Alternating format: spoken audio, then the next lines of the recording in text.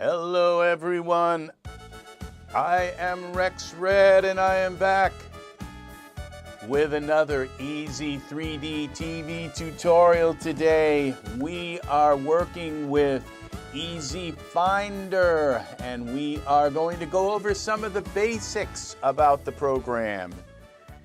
And we're going to have a little bit of polka time at the beginning of this. And so we're going to talk about basics, kind of what the program does, who it's for, who can use it, and and how it works, and just some of the more kind of mystifying features of the program.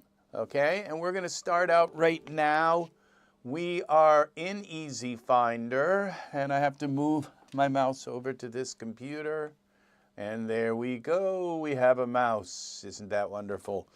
So, the who is EZFinder for? Well, it's for anybody, anyone who uses Daz Studio on a kind of even just hobby, have fun kind of basis to professional grade studios that work with animation, that work with hundreds of thousands of models. Okay, that's what EZFinder is for. Is it takes your models and basically allows you to organize them. Now, if they're in the form of FBX and OBJ, now later, as people find out about EZFinder and they say, oh, well, I would love to have it, you know, look for .blend files or look for max files or look for any of the other extent type of files and allow me to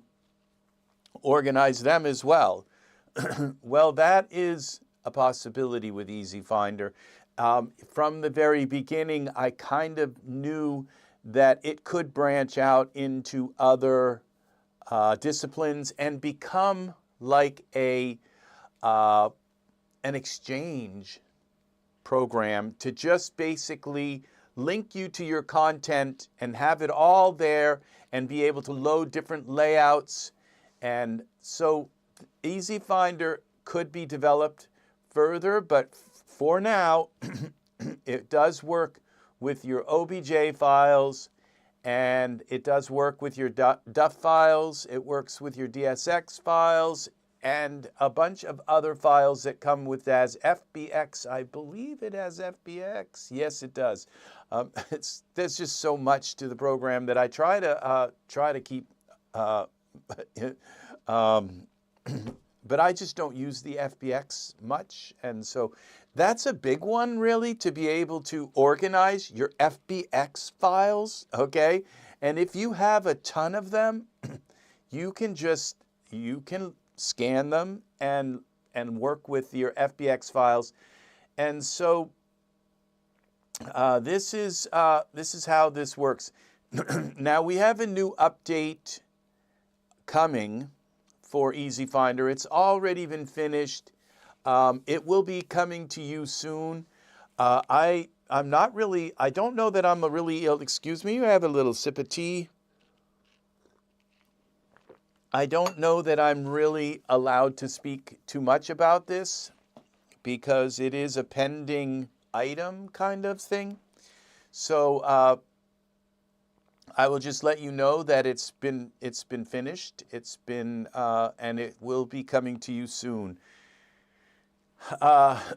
Some of the features that it's going to bring, you know, it's just I don't know how to do this because on one hand I want you prepared for when you have to update and that part, but then I'm torn between not, you know, talking about something that's pending before it's actually released. So at this point, I'm going to try to be as brief as possible, that when you do update your program, you will have to select your user data library. It's going to pop up and it's going to say, do you have a user data library? And if you've been using EZFinder, then yes, you do.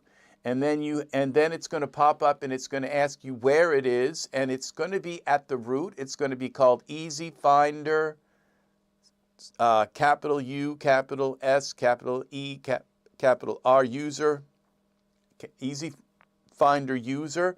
There, you had to create that when you first started using EZFinder. So just tell it where it is, and then you're all done. The update is all done.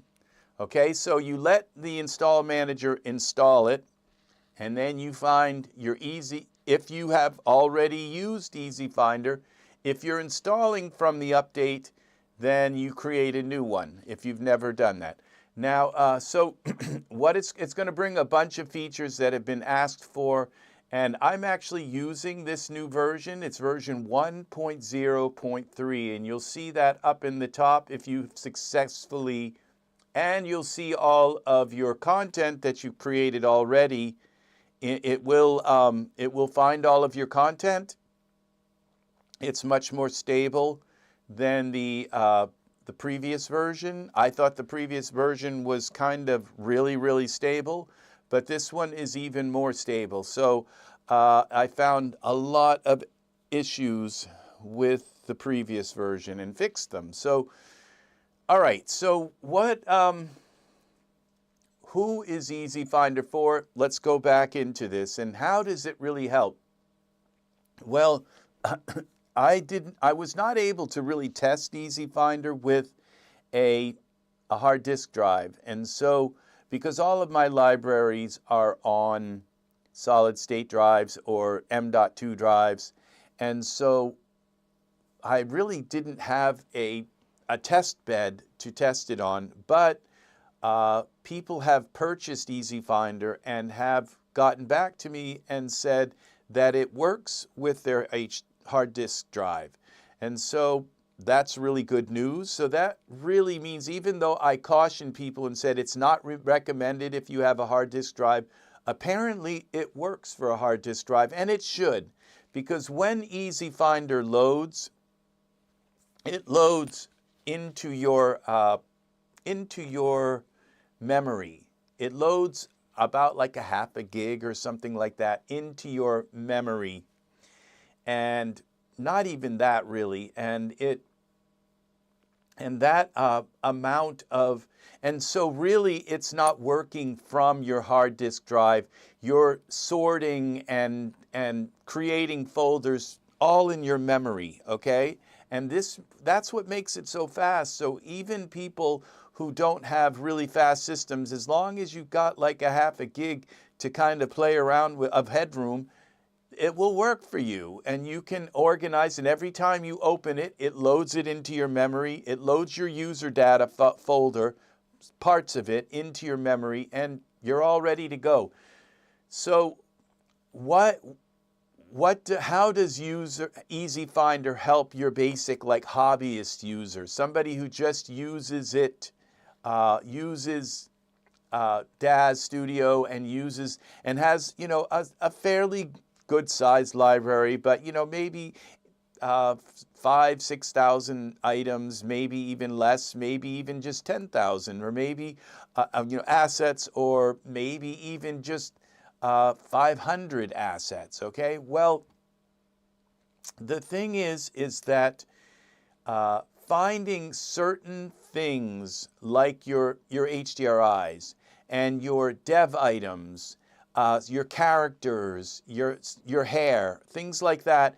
It's because the Daz library is kind of written in stone, and you can't really move things, delete things, change things around the way that, so that you can organize them into little folders as easy as you would like it to be, and have your organization so you can just kind of save it, save a folder, save a panel of items, save all of your panels, or save a tab, or save all of your tabs, kind of things like that. It's not there. And so this enables you to the things, every time you say, okay, I need this hair, and then you have to kind of do a search for the hair. But with this, it's like I can just double click this folder, and this is all of my hair. Okay, and this is not only just hair, there's also some beard things here. If I want to create a folder and call it beard and throw all of my beard items into, and this scans and finds all the stuff you've purchased. And so you can just create whatever folder and put whatever items into it. And what's amazing, and I kind of have to pinch myself every time I use EZFinder. I wrote it for me because I tried certain items that were supposed to help me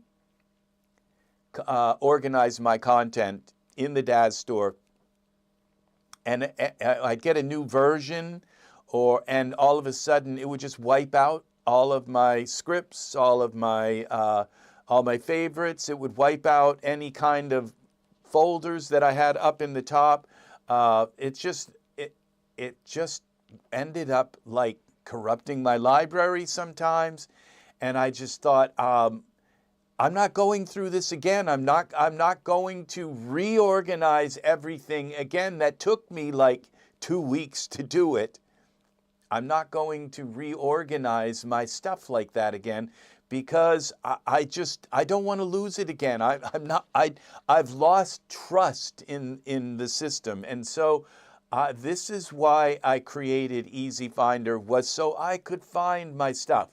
And I knew it would be, I knew it would also be marketable. I knew it would be highly marketable because that there would be a lot of people who would want to organize their stuff. So now this, to me, this is the most magical thing, is to just be able to double click this devs, because I always start out a scene with my Genesis 9 dev, the character. This is how I always start a scene. I don't pick a character that's already made. If I want that character, I'll put their shape onto the character. But I always start out a scene. So it's just, to me, every time I open this program, and it remembers the state you were in, and you open the program. Oops, that's Daz. Let's open up EZFinder. Every time, I didn't realize how perfectly that fits inside there. So every time I open it, I just cannot believe that my dev folder is just 2 clicks, a double click away. And then I have these items. Now, if I want to use the starter items, it's like, okay, I created a folder and I put all of my starter products. This is from Genesis, what is this? Genesis, the Genesis one. I'm not sure what this one is. Genesis Tune Essentials, okay? And then we have the Genesis 2, Genesis 3, Genesis 8, and that also includes Genesis 8.1. And I can look and say, okay, here's all my Genesis 8 starter. There's 3 pages of starter stuff here. Yeah, it's just, they're right here. All of my starter stuff. All I have to do is double click the starter folder, and so if I need my Genesis 9 stuff, I just go here. And this is 4 pages of all of my Genesis 9 starter stuff. The eyebrows, I use these all the time, almost for every scene. I kind of like to come to these Genesis 9 eyebrows. But if I want, which I have done, is I can create a folder and just put eyebrows in it and say, okay, these are all of the eyebrows that work with Genesis 9 that I own. And then I double click on that folder, and there they are. It's just, wow, it's like an amazing kind of thing. So this is a huge, now the characters, okay? You can go into Daz, and Daz has made it kind of easy to find your characters, but it doesn't seem like they're all really there. 9, okay, I don't think I have them here. I think I have them in my characters are in people, favorites, okay?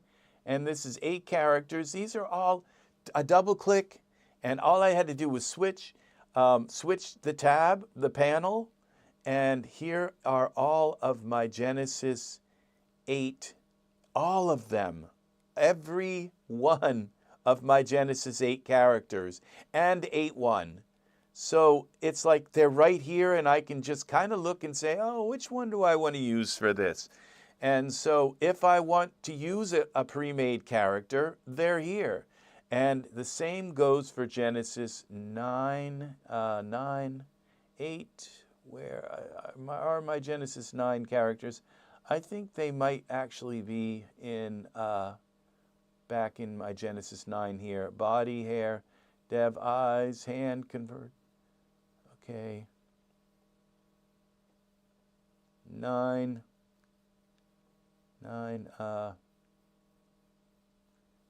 Okay, 9 peeps. Of course, I had to name it something kind of bizarre here. But it was to keep this short. Okay, so because characters would have been longer. So, and these are all of my Genesis 9 characters, and it's just kind of, and I can go back and forth between Daz, okay, and have this. It can be done. Now I said, yeah, it's nice to have 2 screens, okay, but you don't have to have 2 screens to use EZFinder. You can do it just with 1 screen, and I come here and I say, okay, double click Arno, okay, go back to Daz, click on this little icon that comes in, and it's loading Arno. It doesn't take any longer to load from EZFinder than it does to double click on it in your Daz library. It's still just loading that file from your Daz library. It just goes instantly to that file and loads it. So it does not take any longer to load Arno from now. Okay, so there's Arno. Let's take and go here to turn off the Iray for now, okay? And let's go to our back here. And it's like, okay, now I need shorts. So I'd have to go and kind of funnel down in through wardrobe, through clothing, and find the right product and open that. Or I can just go here to my shorts folder and double click on that. I got pants here and double click the pants. Okay, come back, open back up. You don't have to have two monitors to do this. Click that and they're on. Now we can go back to Iray because we have them dressed. And this is how it works. And you see what's nice is when I'm working in Daz, I don't need this open anymore, okay, this smart content. And what I used to do was in the content library, install all the draw settings, the render settings, okay, I like to move them over here, okay. So all of the things that I use now are over here, okay. Shaping can go back over here. I never use shaping. Surfaces, posing, I never use that, okay? And let's see what lights, I don't use those either. But cameras, I do use that when I want to set point of distance, the distance one. And so the and field of distance, FO, I think it is, I can't remember now, the f-stop. As you can see, I have so many terms going through my... Angus! Welcome, friend, welcome. I have so many terms going through my head. How are things in the hinterlands, friend? Very nice to see you. I have not seen Art back here in a while. Let's hope we can get Art back into our... okay, face transfer. I don't use that one very often either. So surfaces, parameters, okay, parameters, surface, render settings, cameras. What I also like to have is my ultra scenery here and ultra scenery XT.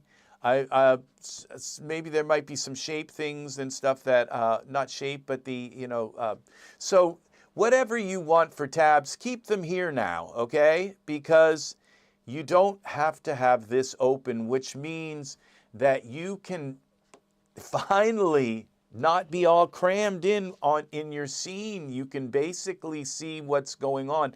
Now this looks like it doesn't look like a 16 by 9. No, it's 30 by 13. Very odd. Okay, so let's go to 16 by 9. 16 by 9 Ultra HD. Okay, we'll go with a 4K. There we go. And so that is that. So now you go back here and you see, then I would have to go into poses and search for sitting or standing or anything like that and find that stuff. And I just go here to my 9 I think I have also now have 9 poses. Is this it? No. Those are scripts. So if you ever need to zero your pose, okay, pose scripts.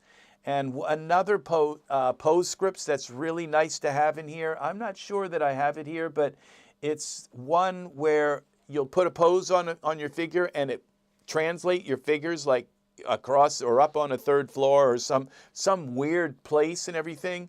You can just come in here, double click this, and it will set it back to 0 position. And get rid of that. I don't know that I have this, but there are poses in your pose scripts that actually move your figure back to the 0 position. And that's a nice one. You can just go into your figures parameters and just set it to 0, 0, and 0, the X, Y, X and Z, and maybe Y to some degree, and to just try to bring it back down to the ground. So, but now these 9 pose converts, these are all of my poses. There's, let's see, 17,000 poses that I have converted from Genesis 3, Genesis 8, and 8.1 to Genesis 9. And so I can just come through now and look at these poses. Here's one. Okay, that looks pretty good. We go back here. We throw this pose on our Genesis 9 figure. It says it exceeds the limits. That's okay. We'll set the limits like that. And here we go. We have a nice little pose for Arno. Okay. So this program is for anyone using Daz Studio, because what I just did, even if you don't have 17,000 poses, even if you just only have 100, okay, it's nice to be able to just come in here and click your pose and put them in a folder and be able to go through them. Now, if I go through these poses and say, okay, these are eye poses, I don't know, these are converted poses, so I don't believe they'll work for Genesis 8. And the conversion, I don't believe the conversion works. So, and these are neck poses. They actually might work. I'm not sure. This is eyes again, okay? And so I can just, and these are expressions. They don't work also for Genesis. They don't convert. So I can just remove them from this folder so they're not like noise in the folder. And I can right-click, remove from here. And they're gone. You see, and that is what is nice is this is how you can organize. You don't have to worry about deleting things because you're not deleting the actual files from your library. You're deleting them from, and Cherry, welcome. I am back. I am back. Very nice to see you. We got Angus here tonight. And a few other people watching. Thank you for tuning in. I hope I am not annoying. My voice sometimes annoys me, so I hope I'm not annoying. So so this is how EZFinder works. And what I just kind of, now the way I start a scene is I don't usually use, so you do not have to have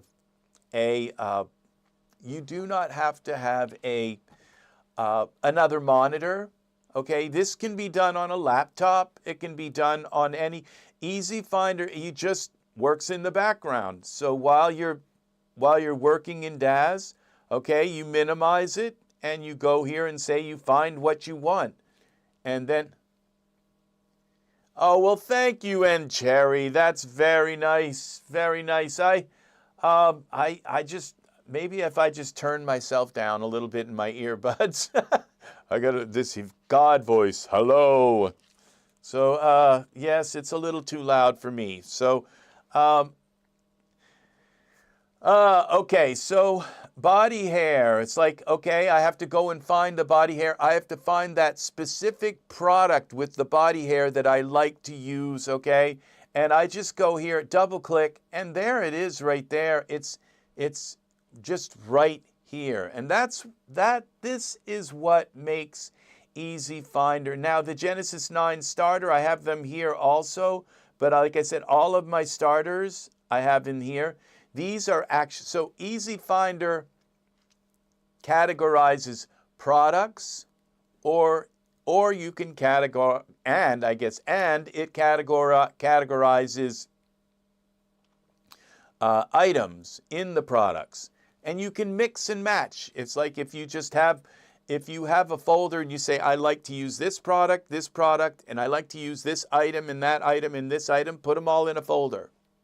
And that's how it's that simple. And you can just, now, tattoos, you know, like you're always, when you need a tattoo, you have to kind of, it's not that easy actually. You do a search, you don't find all of your tattoos, but what you can do over time is you can create folders with all of your tattoos in them. I'm going to turn this off. It paginates faster if I turn them off. Okay, now when we go here, it's pretty much instant. See how quickly it paginates?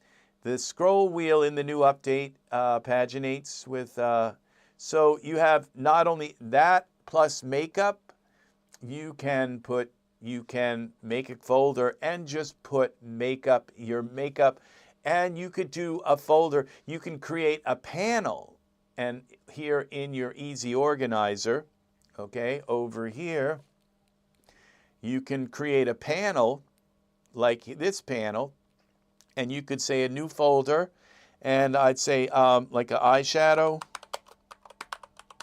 I don't know if that's 2 words. I think it's 1 word maybe, eyeshadow.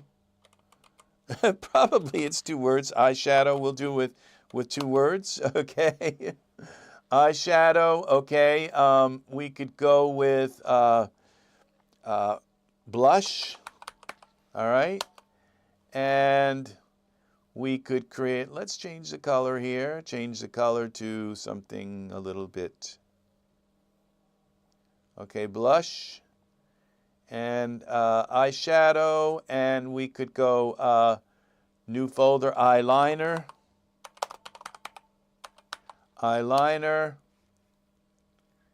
and you know, and it's just, you can do what you need to do here with Organizer. And then, so when you need an eyeliner, you can just drag and you can come through here and you can say, all right, I have blush. This looks like blush here. It's a different colored blush. We can take that and drag it into blush. And now, whenever you need to find blush, you double click and there it is. And it's over here, okay? So I double clicked on that file, eyeliner, and that's the same thing. We go back and eyebrow pencil, eyebrows,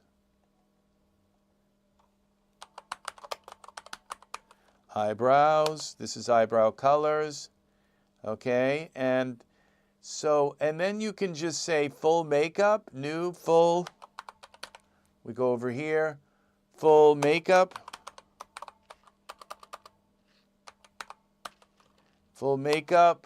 okay?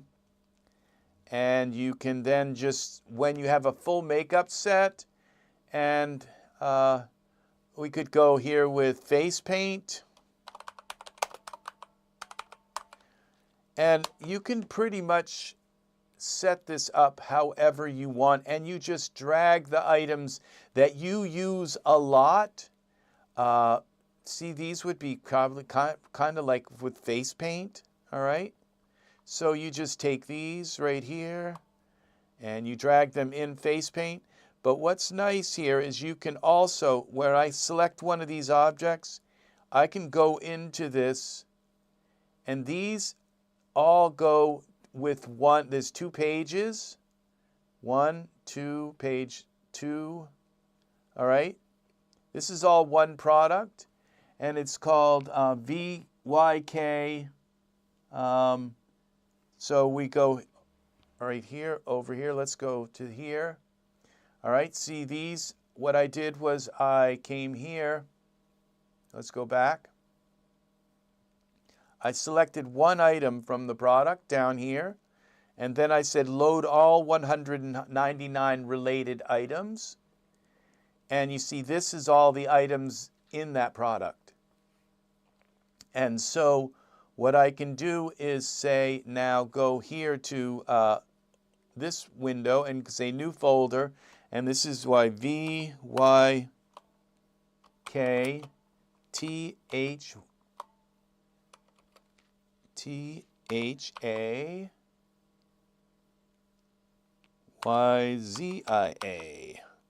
okay? So I can just create this here and then just hold one of these, hold the control key and drag,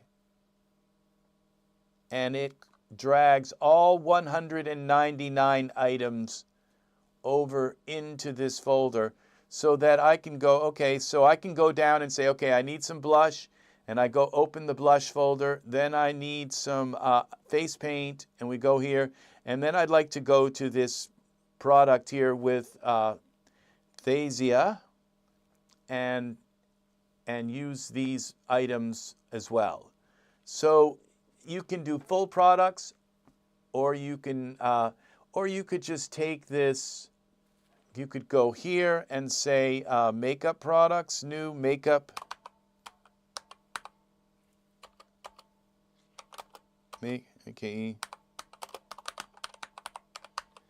Okay, makeup products. We create a folder here called makeup products. And then we go here to our DSX. These are products, okay, here. Double click that. And we'll type in makeup. See what comes up. All right, now these all say, look at these. There's this shadow. Okay, iCat. These all look like they're makeup products, okay? Look at this. You can see they are. These, look at this makeup, okay? So then you just hold the control key and you go here and you drag that over there. And anytime you need to go to your makeup products, here they are. It's very easy. It's very easy to take, these are full products. So if I click on this, I can go right to this product and see all of the items in that product. Go back and say, well, I'd like to look at the items in this product. There's 44 items in that product. And you can see all of these makeup options here for this product. So it's about, EZFinder is about, it doesn't matter if you have 100 items or 500 items, or if you have 500,000 items, or like in my library, when I scan my library, I have 1.7 million files it scans. So it doesn't matter if you have, it's about making the most. Thank you very much, George Clark. Thank you very, very much for the compliment. He says he loves this. Yes, it's about making the most of what you have so that you don't have to search and search and search. That you search once, you find those items, you put them in a folder, and then if you put the same word in each folder, like this like these blush folders, okay, and eyes, if you just put the word make into them, let's do that. Let's go to make, and we go rename. We'll just put the word make, all right, into this, okay, make blush, okay. We rename this make eyebrows, and we go here, rename make eyeliner, okay, rename make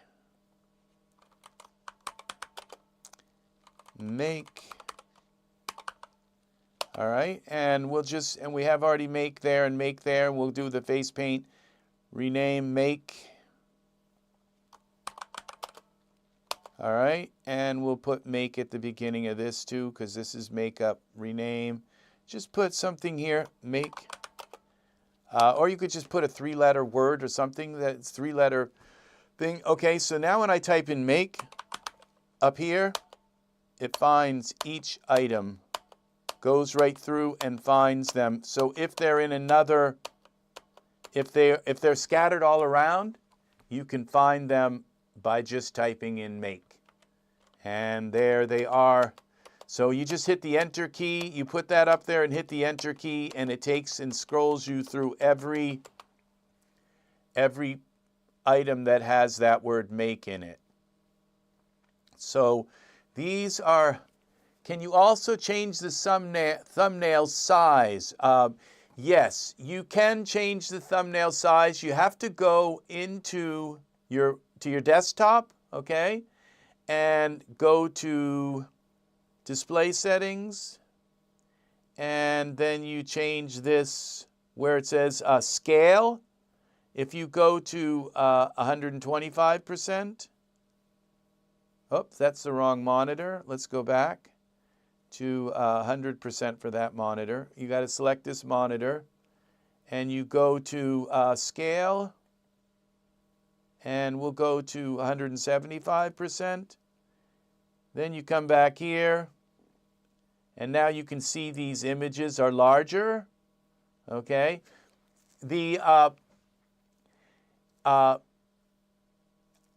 thought about adding like the scroll wheel to just go over top here and scroll and make them larger. You know, that's what you would think you would do, okay? But EZFinder is not your average kind of program, okay? And I'll show you why that is not built into EZFinder, okay? Because EZFinder, it allows you to go to a page. Like if I select, let's go to this screen, full screen.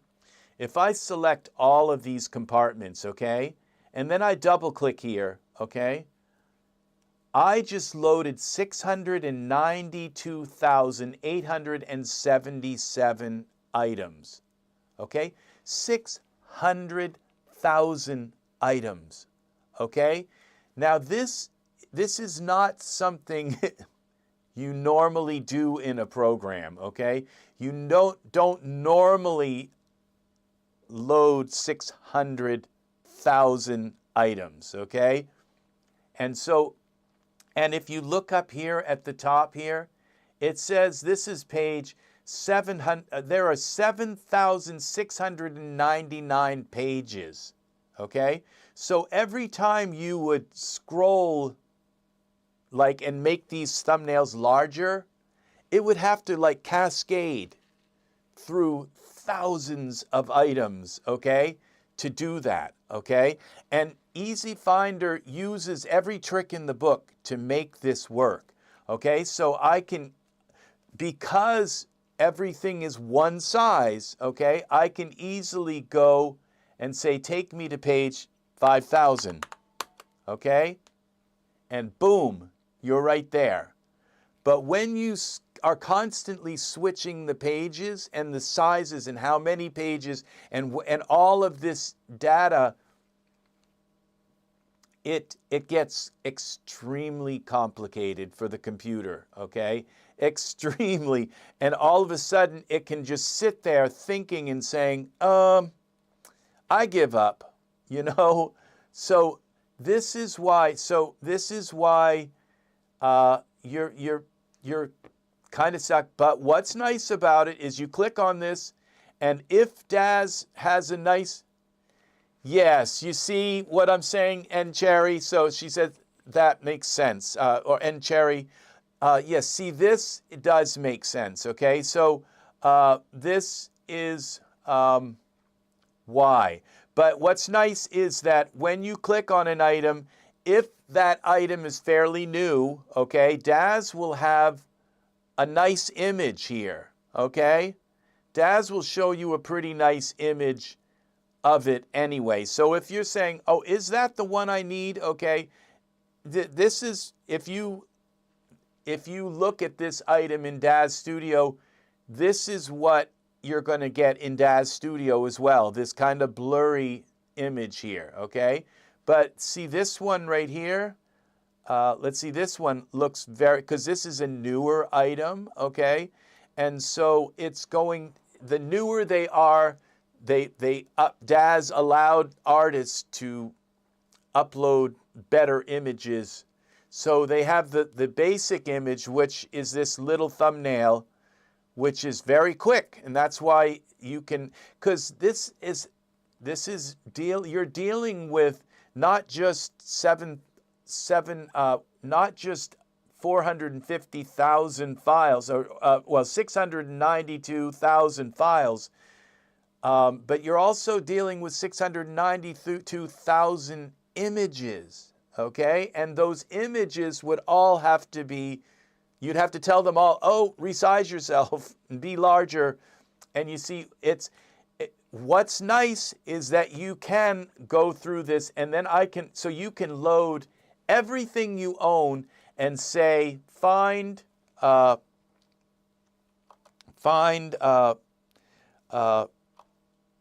let's see, Bruce.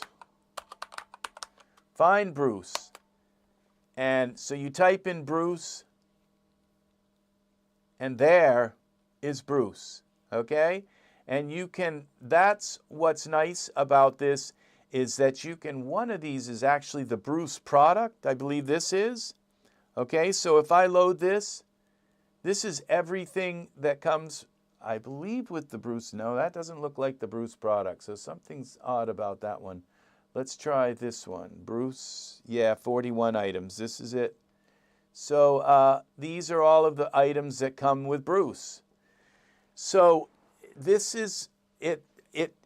It's a EZFinder, works like from the very beginning of saying, I wanted to be able to break it down so that you can view what type of file. Okay, these are all the basic file types in your Daz library that Daz uses. Okay, they use CM2 files. You see them when you buy a product, and it'll say, oh, this comes as a DUF, and it comes as a CR2 file, or it comes as a .daz file.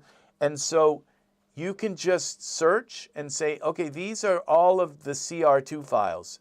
These are all the really old items that you never really see because they're kind of just hidden.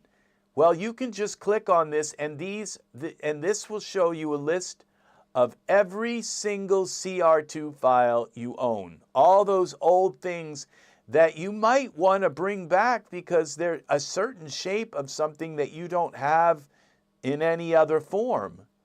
Like this choker here, okay? You can put this choker on a Genesis 9 figure. You just have to resize it and shape, maybe use Mesh Grabber to shape it a little bit, but this will work for Genesis 9.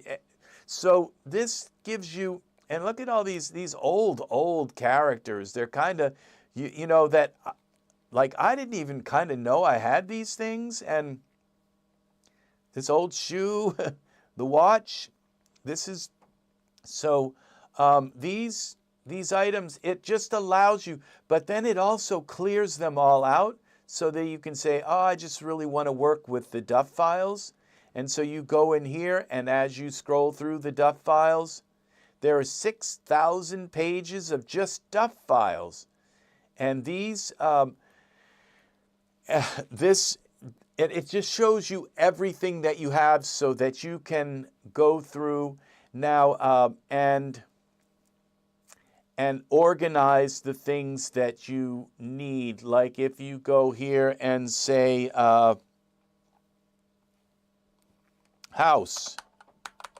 So I'm just going to type house. Now I'm going to type house and find every DUF file that has anything. This is obviously cameras for this house. But you look at this, and these are houses.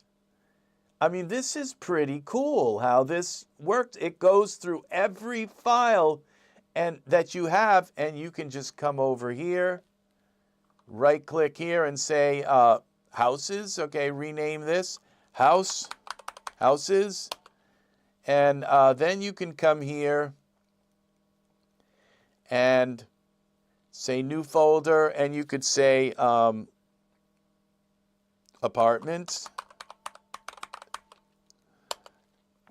There's one. And then you could come here, new, and you could say homes. Okay. And farms, maybe. Farms. Cottage. Cottage.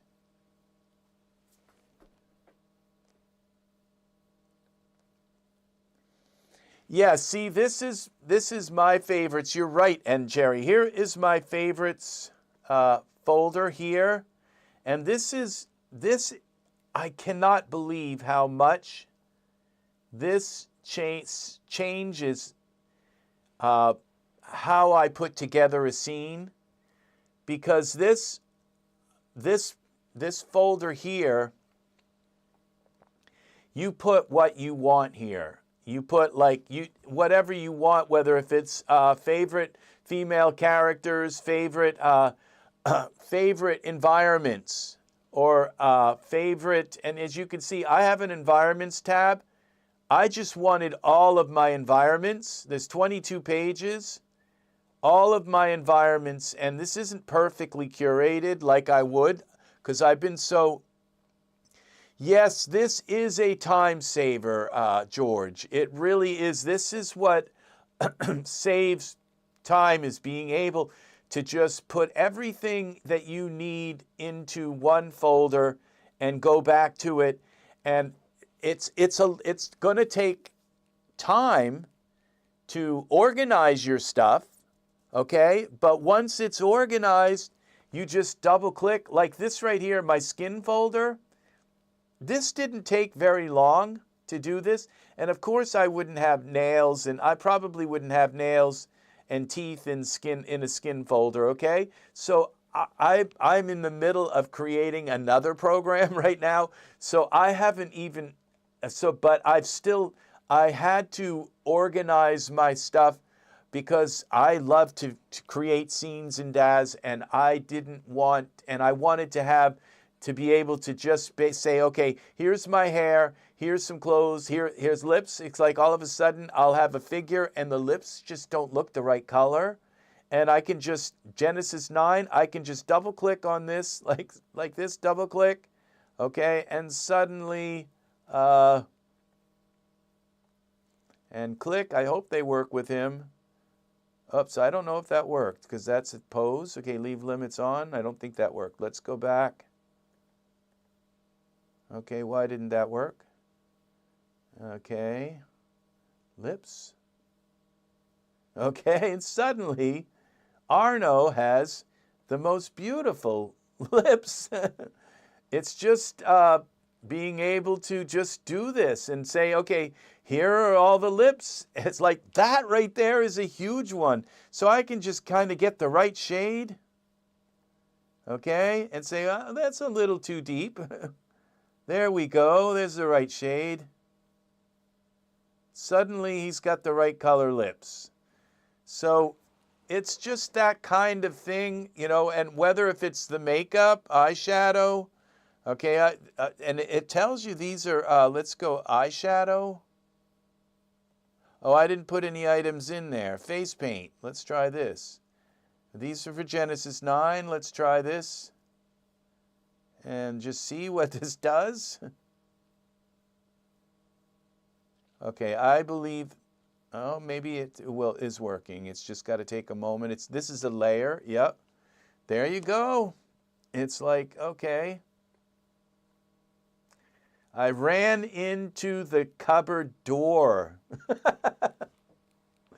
I didn't realize it was open at the time. My doctor says it'll go away in a few days. So, yeah. So that is, this is how it works. Now, and being able to kind of close this other side down, that's a huge breath of relief right there. To just kind of go back here and say, all right, now we're going to work with, and this, this organizer window, you only need this open when you're kind of building your library, of folders, organizing your folders.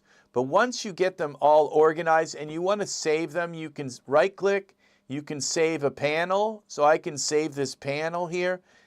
Let's rename it. Okay, rename it and call it Makeup.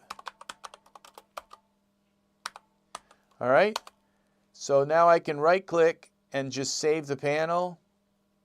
Call it Makeup, done, okay? Now this panel, if I want to reload it back here, load panel, Makeup, I can have it here twice, okay? As you can see, or I can just empty the panel, yes, and it worked. That's nice. It's always nice when it works. So now you save your panels. I could save this Makeup Products, okay, and save the virtual folder, export the folder, Makeup Products, just save it like that. And then I can come over here and I can say Import Folder, Makeup Products. There it is, there's 38 products, and load them right into the scene over here. You see, so you can save virtual folders. Do this. Save your folders, because don't take for granted that you're just going to be, that if something happens to your computer, you're going to be able to get it all back. Okay? So if you save, like I have a lot of folders, but if I go and save these individually, okay, each one of these took me a while to make. Okay? I can save the panels, I can save the tabs, okay? I can right-click, save the tab, okay? And save this tab, and it's going to be called Favorites, okay? I've already got it there, but we'll call it Favorites 1, just in case, okay? So now I could, now that's saved, I can load that up in here. Load tab, Favorites 1, okay? And look how quickly it loaded thousands and thousands of items in folders. See, so, or I can just right-click and clear the tab. And this is, and you have to type delete in capital letters just to make sure that you really want to delete that. And you come back, and this is still here. It's all still working. We close it down. We come back. And there it all is there. This is gone. Those are gone. These are here. See, this, getting this to work was extremely complicated. And you might say, well, why didn't you why can't we put items inside folders? Like have inside lips, we could have subfolders, okay? Well, I had them before, okay? And what happened was this got so complicated because look at what I can do. I can throw skins right over there, okay? And so it had to move subfolders. And the thing is that these folders, deep inside the program, these folders are not categorized by their names. So the program itself doesn't see 9 skins. Okay, it sees folder 55, okay, folder 22, okay? And so to go and say, okay, well, you've got folder 55 inside folder 22, and as you can see, and then inside folder 22 is folder 33, and then when you save or delete a folder, that number goes away, okay?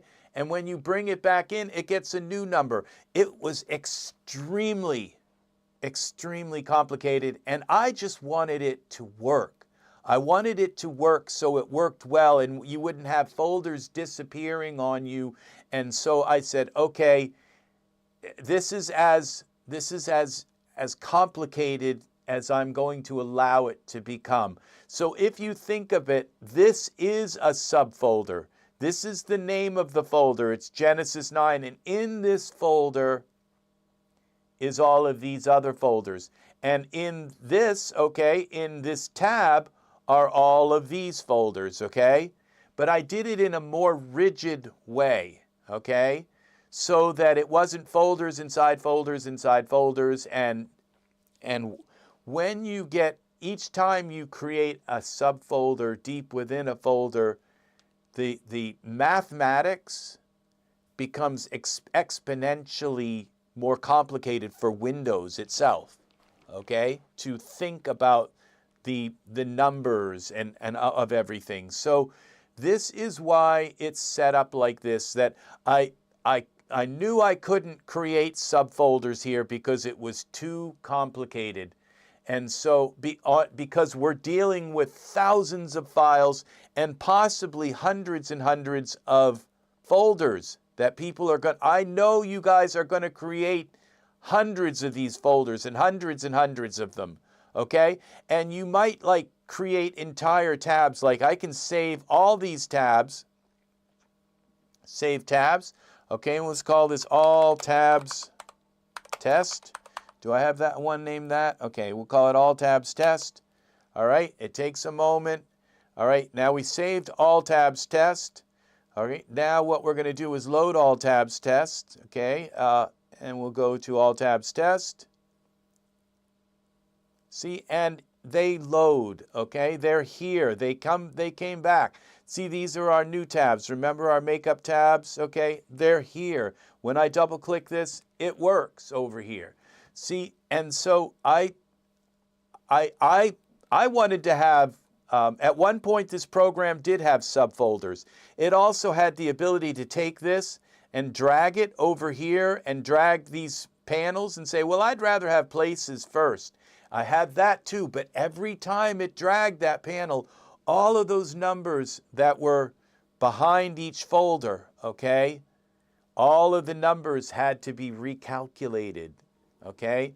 And it just, the math was so complicated that it just, I couldn't get it to work. I couldn't get it. All of a sudden there was folders disappearing, panels disappearing. I'd close this down and reopen it, and panels were gone.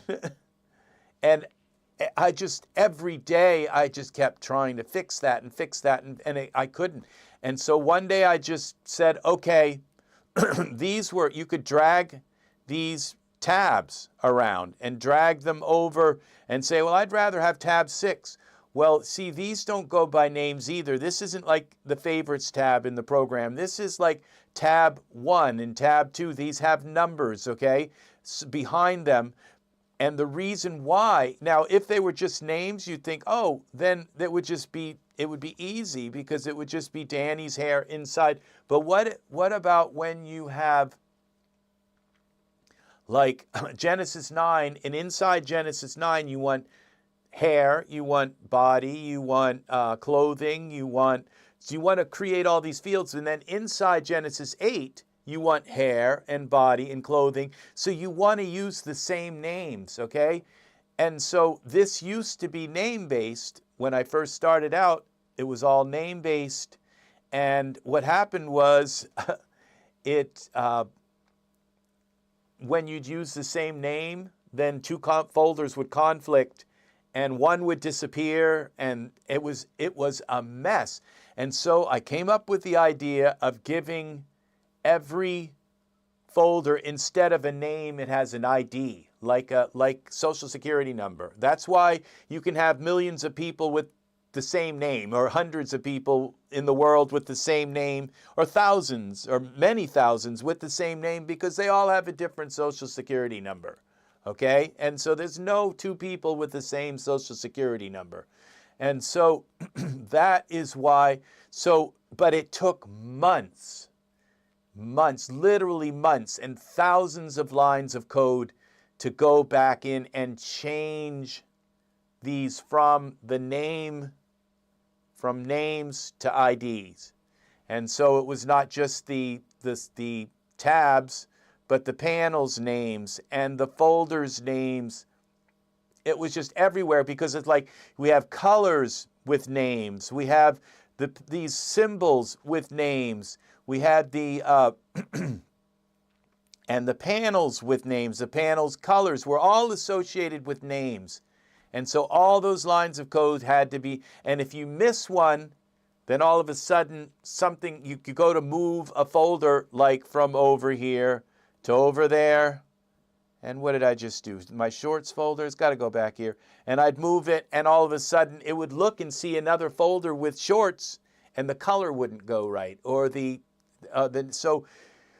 so this is why this is the way it is, okay? Because it started out where it's just like, okay, I know I want to organize all of these items, okay, into folders. How do I do it? And so it was a trial and error kind of thing all the way up through until I got to this, where I started dragging the folders and saying, oh, this works nice. How about if we have color for the folders? And how about if these symbols, these truth symbols, I said I'd like to have, because I realized some people are colorblind. They can't see colors. So it would be nice if there was a symbol, okay, that they can, and so they can go in and change the symbol, and there are other symbols that they can pick and say, I'd rather use that symbol instead, okay, and so that each one can have a symbol. And somebody who's colorblind, see, it's all building. It all built upon logical kind of conclusions that you come up with and you close this down and you bring it back. Is that symbol still there? It is. You see, it remembers it. It's got to be, and you close the program, all right, and you bring it back. Is that still there? Does it remember it from session to session? And these are the things that were extremely complicated. See that browse, okay? It still has that little symbol there. I wanted it to be rock solid for you, okay? And so that is why this is set up the way that. That's why when you go to a certain page, all of a sudden you don't have things missing and items going missing, because I couldn't make it too complicated, because this is why nobody has ever done this. This is why EZFinder is in a field all by itself. Nobody's ever done this, and I would say I don't think I would wish this on anybody to try and do this, okay? Because it was extremely difficult, and many, many, many times along the way I wanted to give up. I didn't think it was possible, and many times I just realized, I thought, this can't be done. It just can't be done. And sometimes that happens with a program. You think you can do something, like I started writing a program that would allow you to use Genesis 8 skin on Genesis 9. Well, I had all these massive ideas on how to do it, and I just found out in the end, it can't be done. That's why it's not done. Yeah, yes, there are ways to trick. There are ways around it to kind of trick it, but I didn't want to do those because they were very drastic ways. And they were ways that had already been done, like the bodysuits and all, and geoshells. I wanted to do it in a way that would just load it and it would work. Can't be done. And there's, it's like trying to take and mix two puzzles together and put them together into one picture. So, and the shapes of the puzzles just don't fit, and they don't create a picture. And they never, ever, ever will, no matter how much you want to create a program to do that, it's never going to happen. And so I thought this could be one of those things where I work 6 months on something and find out it, and many times I just wanted to quit. I was disgusted, and but it just all of a sudden it started to work. And that's why nobody has done this, because anybody who would think I'm going to create a program where you can organize, 1.7 million files, okay? Nobody thinks that could be done. Well, it is done now. It is done. It's ready. It works. It works really well. And as you can see, it scanned 1.7 million files. Out of all of those files, it found all of the files that you can inject into Daz. And so, and excuse me.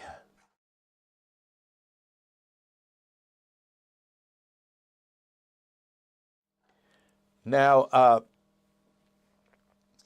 the first scan that I made took 24 hours to scan, and before I could even look at the results, it crashed.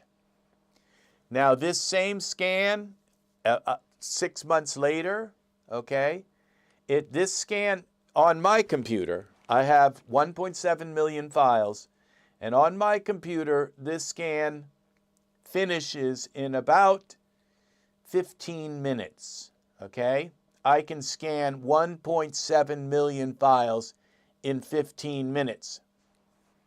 So it took innovation at every possible turn to be able to scan 1.7 million files and have it do it and come up with the results in 15 minutes. Now, because I have an M.2 drive, but on a regular solid state drive, it might take an hour and a half, 2 hours. On a hard disk drive, it could take 10 hours if you have 1.7 million files or more. And so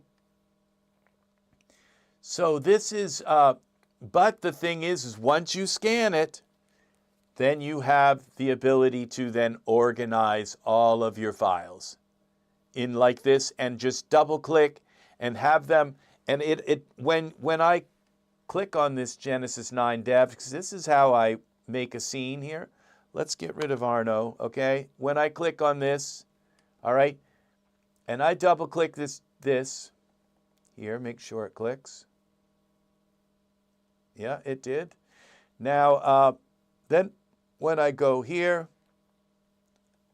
and I insert this into the scene, it's going to take the same amount of time to load this from EZFinder from your hard disk drive as it does to load it from Daz, because it's just pointing to that file and loading it. It takes less than, a microsecond to find that file and load it, okay? So it's going to work the same from EZFinder as it does from Daz. It doesn't add any time to it at all, okay? Because that's exactly what Daz is doing in your smart content.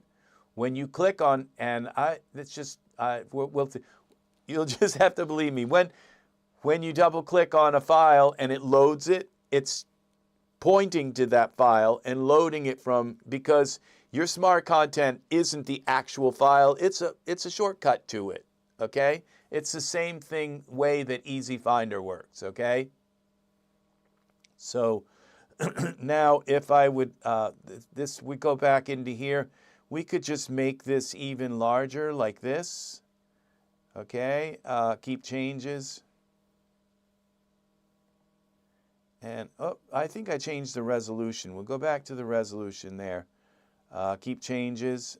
This scale, we'll go up to 200, or let's go up to even something bigger, 250. And then we go back to EZFinder. And you can see now these are larger, okay? They are bigger. The writing is larger. And it's not something impossible. Like, yes, it makes Daz larger too, but it's not terrible, okay? It's actually more readable. So that's how you do it. That's how you make things larger. So that was kind of jumping around. So you bring this, but I prefer this. I've got fairly good eyesight, at least for my computer. And so I usually keep it like at, I think, 175, like a little bit above what's recommended, just one above. And see, they're smaller, but like I said, I can click them and see them. I can tell what they are pretty much and click them if I need to see something bigger. So now I go into shapes, okay? I can just double click. These are my own shapes. I don't use other shapes, because then people look at my figures and say, oh, that's Michael 9, or and I like people to look at my figures and say, they have no idea who that is, okay? And the thing is I use other shapes to create my shapes. So I'll use a little bit of Michael and a little bit of this and a little bit of that, and I'll save it as a shape and load it, and then I'll scan those shapes and bring them into EZFinder. So now I can click here, and this will change this to my Nico character, okay? See, so it doesn't look like anybody.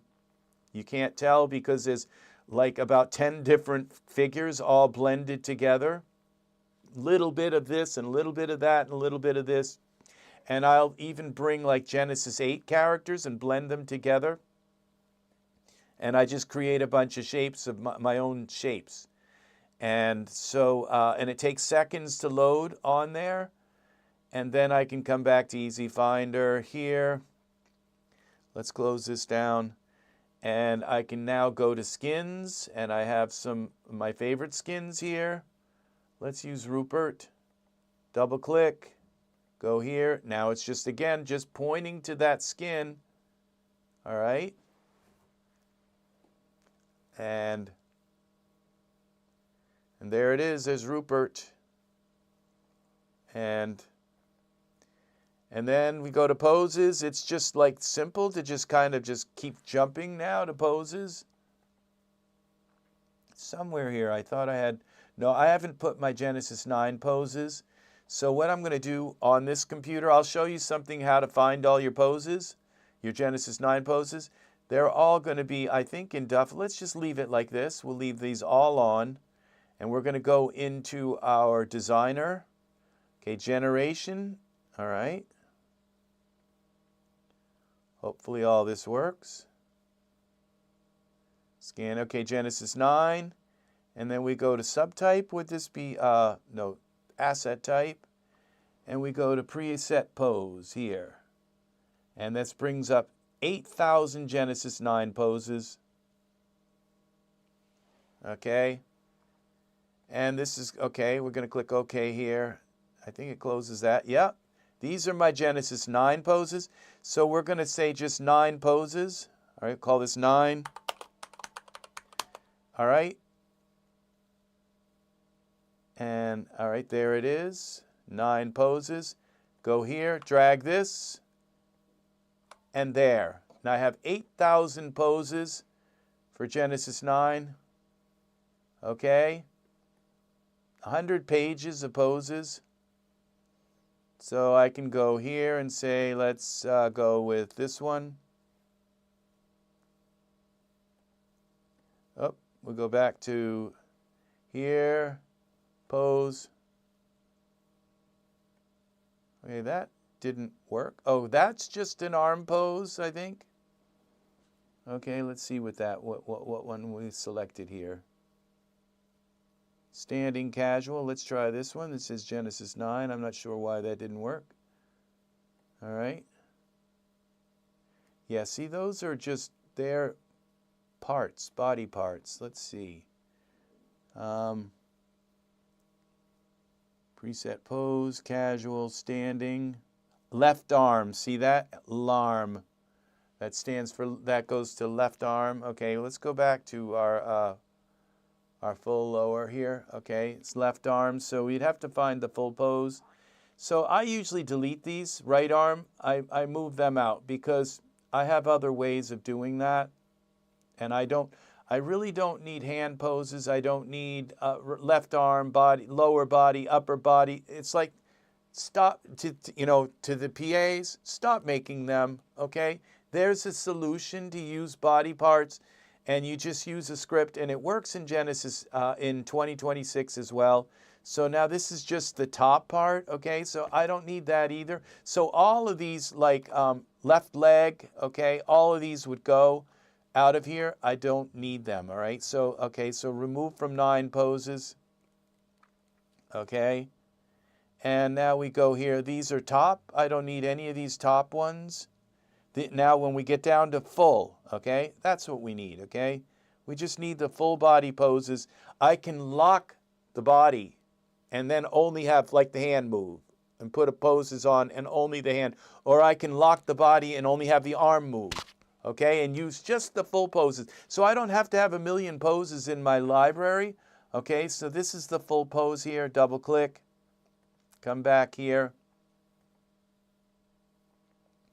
There's the full pose. Let's put some pants on him. And now we go here to back here.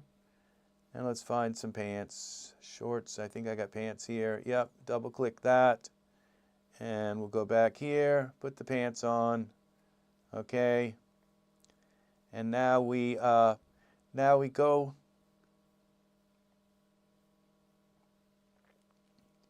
back to lips. Those lips are kind of a little bit red.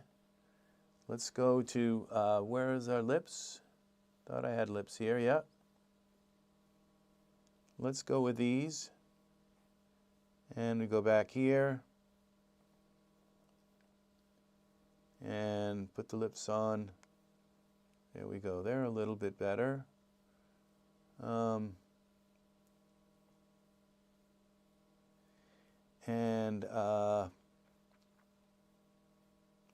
What's nice about this particular Rupert's skin is that he does have that natural rouge, and so his face isn't like one color, okay? He does have that and that natural rouge, and we can go back in here. We could even go with something a little bit, let's try this. Nude. Let's see, go here. There, that's even a little better, but it's got a little bit of gloss, but that's okay. And you can also go into the surfaces and select the lips and mess with them. So there, but we go back here now to body hair. We go just to hair. Let's give him a little bit of a beard.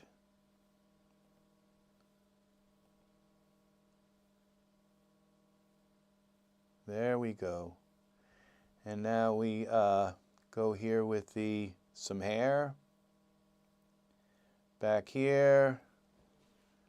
And see, in this particular scenario, you can actually see more of what you're doing because you're not like limited to this small area. Ash hair.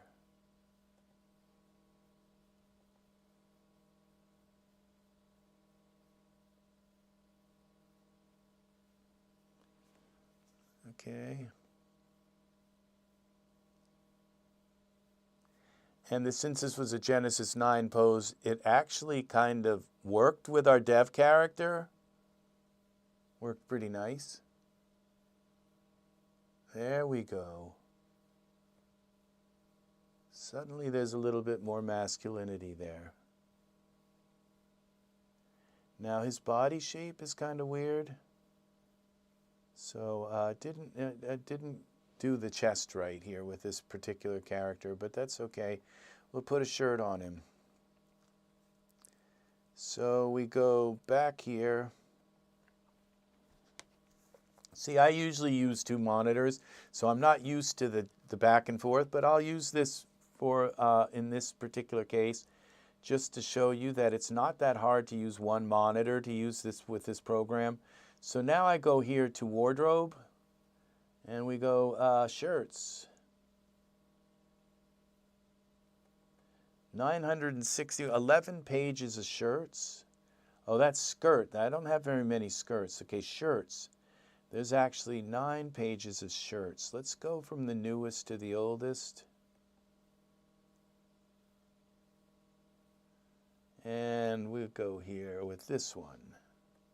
Long sleeve. All right, we go back here. Let's see if it works. I didn't check.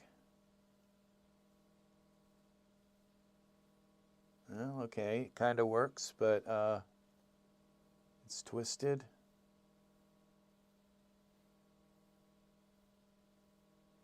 And his hand's going through. So what we'd want to do here is twist the arm, go here. See, our parameters are right here. Twist. Let's just leave it like here for now. And then we come here. Now we got simulation. Which simulation settings? I always keep that here too. Simulation settings. And we scroll down here through simulation settings. Where are they? Okay, we don't need tips. Oh, they're up here. Environment, okay. We can close the tips. And simulation settings, we'll turn that off for now. And let's just run a simulation. Got to run this little test.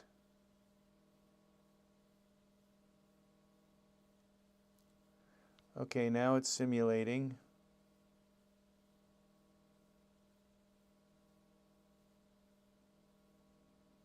This isn't working.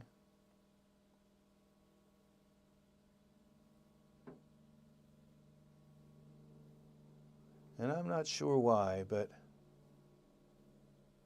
it's just probably made of the wrong kind of geometry. It might be because his arms or the pants, it could be something like that. It could be even the beard. It could be that his hand is actually touching there. So we'll cancel this if it'll let me.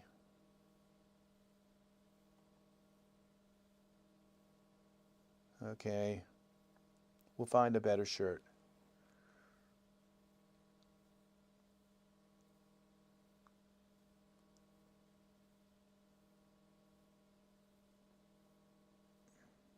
Is it going to let me cancel? I should have saved it, but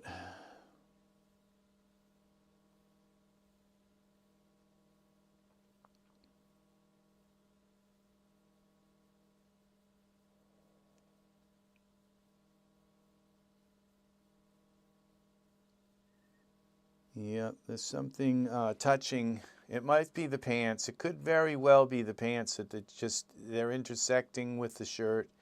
You just turn the pants off and then it works, or something like that. It could be the beard touching on the side. It could have started out up here. It's not going to let me cancel this simulation.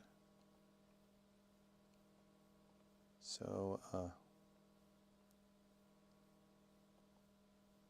more. Okay, stabilizing. You're not doing a very good job. It's not crashed completely, but it's not letting me get out of here. Maybe it did. Okay, it just did now. I can clear this. All right. So there's one possibility of turning off the shorts, okay, the pants, and this looks like he's touching that. It could be the buttons. The buttons could be just throwing the whole thing off. This is a good possibility here, that this arm just needs to come out. Z. We could try a couple things here just to try and resurrect this. Let's take this simulation. Let's save this. Save as scene. Jerry. We'll call him Jerry. And accept. And now we take this arm. Parameters. We're going to twist this like like this, just for the heck of it. And then we're going to hide the pants. We'll go in like this. Hide his pants. We'll hide the hair and the beard. All right. And the pants. Wear the casual pants. Come on, Daz. All right. Then we're going to run back to our simulation. Save it again. Try to simulate it now. See what happens. Okay, see, it worked. And then now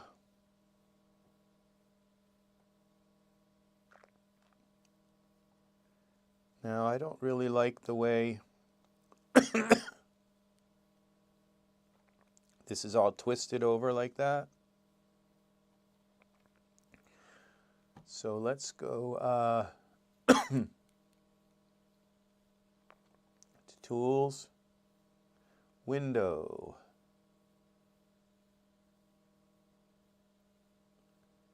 Where would this be? I've kind of forgotten where my tools are. Okay, this would be Geometry Sculptor.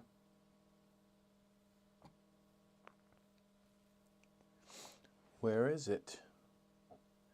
Oh, okay, we got to switch it to, we got to open the Tools menu. Go Window, Panes, Tools. It's been a while since I've actually done some Daz stuff. Kind of getting a little rusty, okay? So it looks like we have our sculptor open. We do. And so what we do is we select the shirt here. And then we go here to our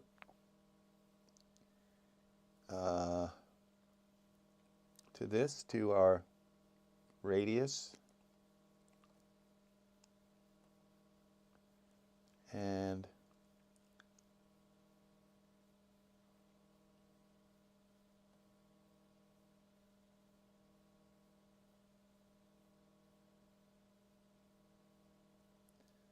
try this.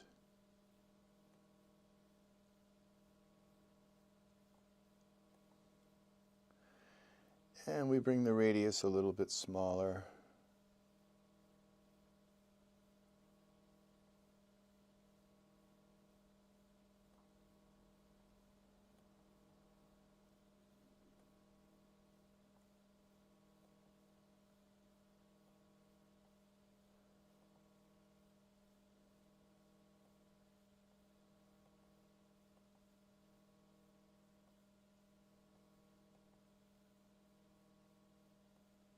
Pull this over.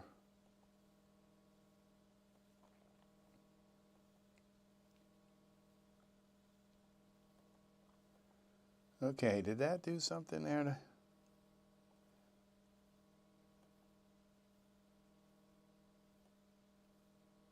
Kind of pull that over.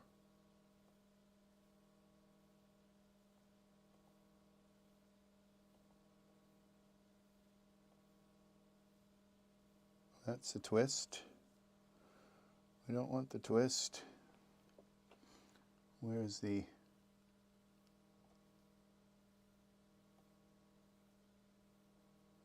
Okay, this isn't working, so I might be able to smooth it too. But it is kind of working, so now let's go back to here. Let's bring our twist our arm back. Go to parameters. Back to parameters. And we go to parameters up here. Twist.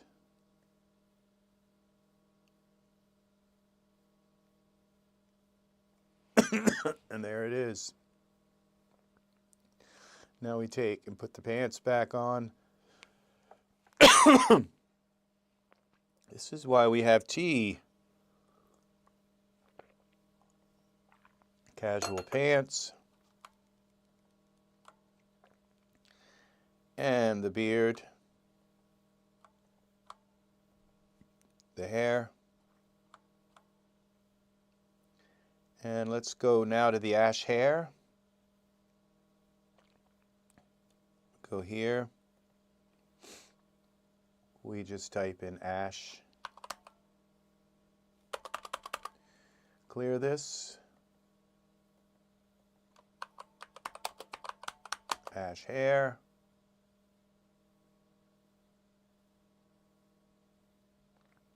Where is it? There it is. One of these is it. And we want to go with something a little darker, brown. Come back here, select the hair. There we go.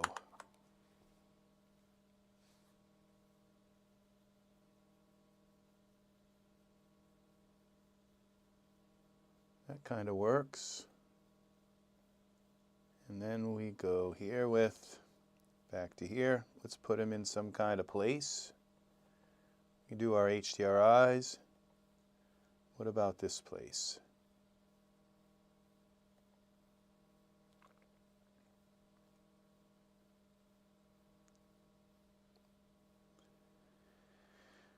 And there it is.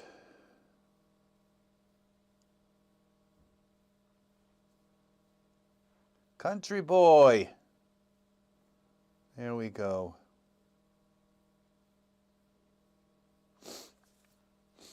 And or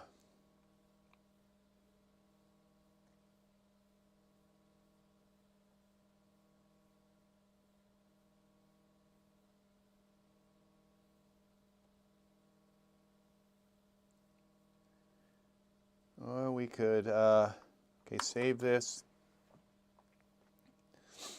Let's find a farm for him.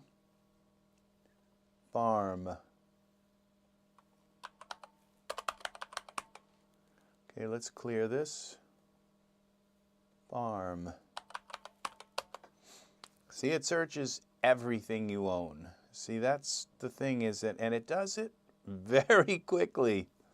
These files that it's just searched out of 700,000 files, these are proprietary. These files that I've created are they were made to make so that search could be as quick as possible. Let's go with this one.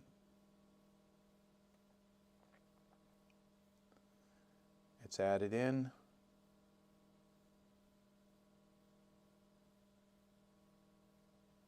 That may not be a farm.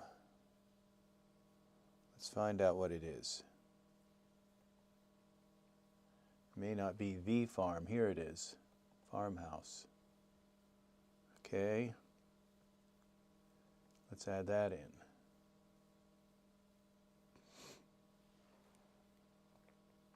Okay, where is it? Whoa, okay. And 0. Now we take this Z,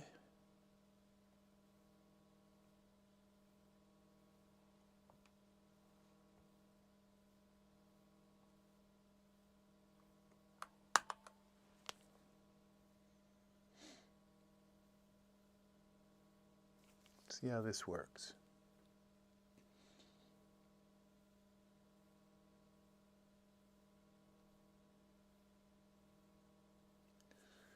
Okay.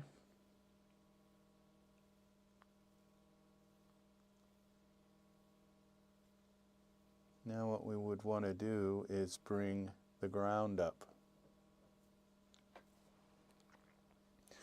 So we go to our environment options here.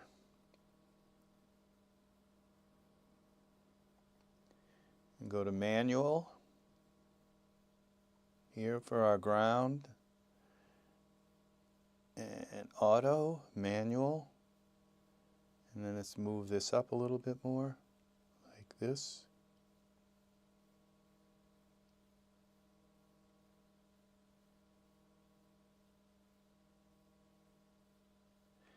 Let's get rid of the grass.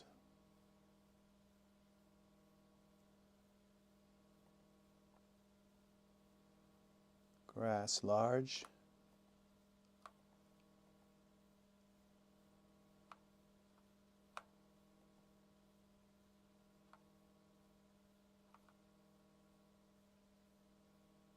Tree.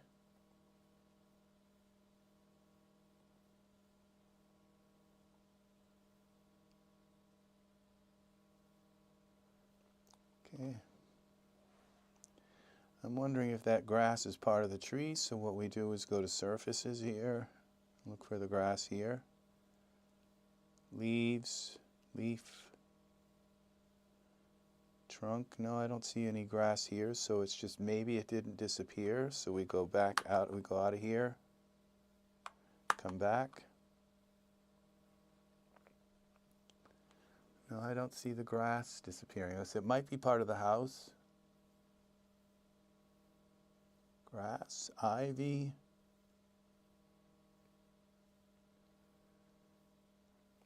Now what happens when we just hide the tree?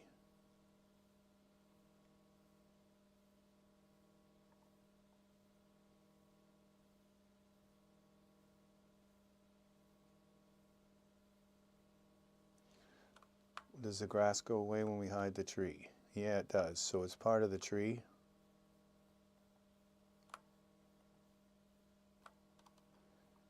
So trunk, leaf, leaf 4.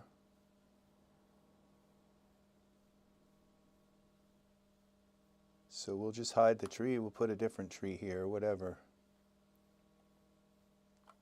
Just delete the tree. And then we move the farm.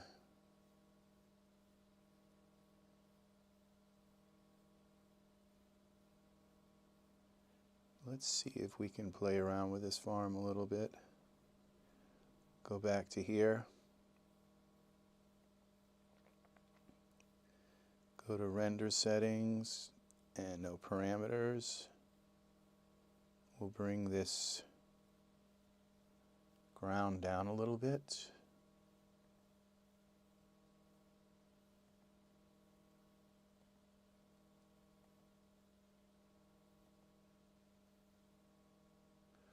Okay, so we go up 1. It brings it up a lot.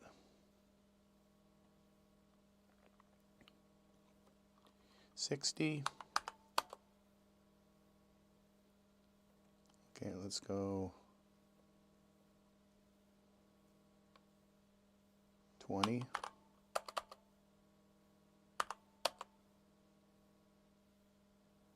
Let's go to -1. Let's see what -1 looks like. Okay, okay, so it would be minus 0.5.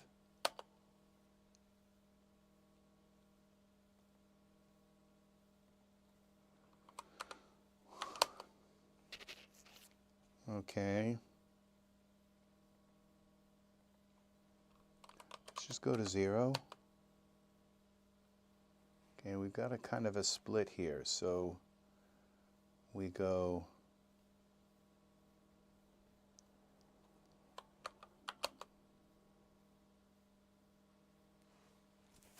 this kind of works. Then we take this farm here and move it back, maybe.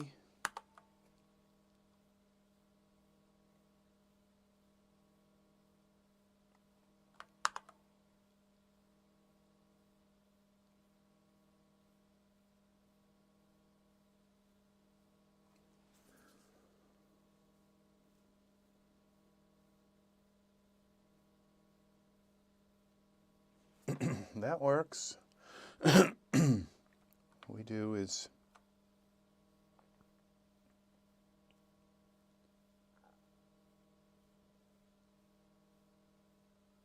move it over, maybe.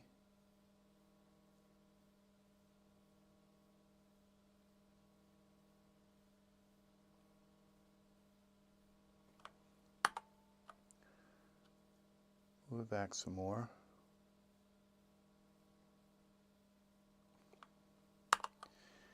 And then let's get a fog wall.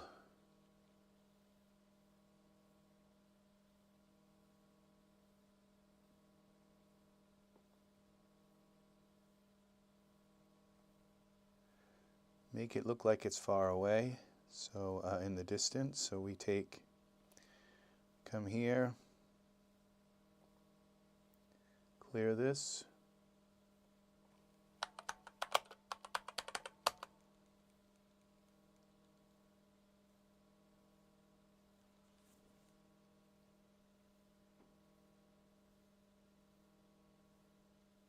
There's a fog wall.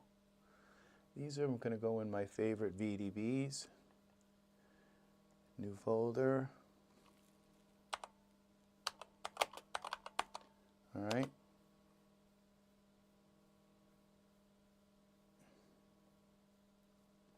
Take that and this, so I don't have to search for them the next time. And we take this now, double click that. Put this in here.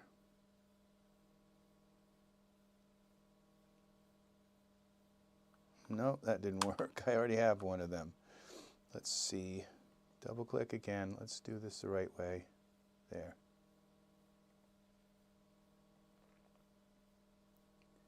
There we go.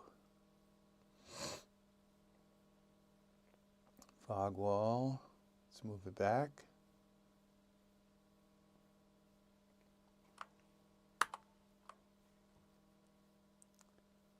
Z translate. Scale it.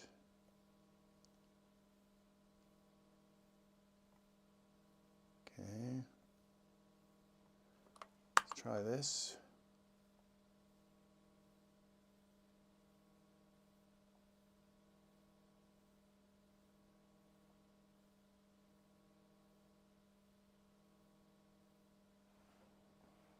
Well, that's a big fog wall here.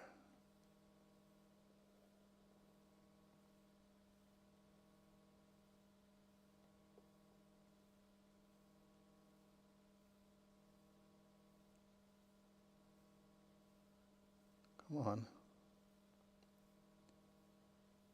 Okay, Z.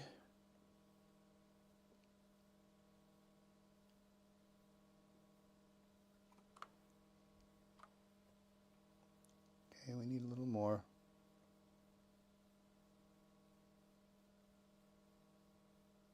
Okay, that's going back. We want it to come ahead.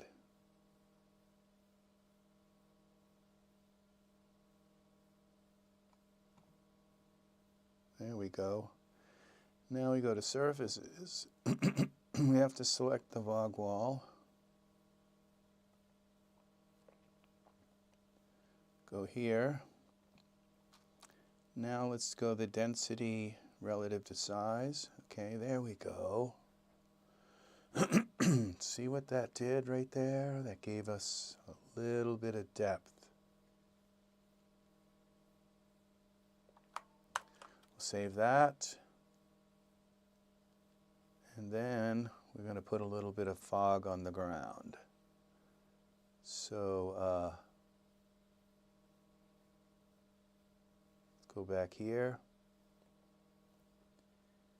And let's go cloud. See what we come up with. It's going to come up with a million things.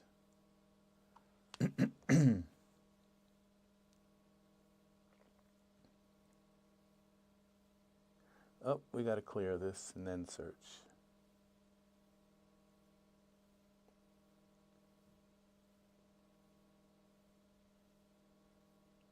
Where's my cloud?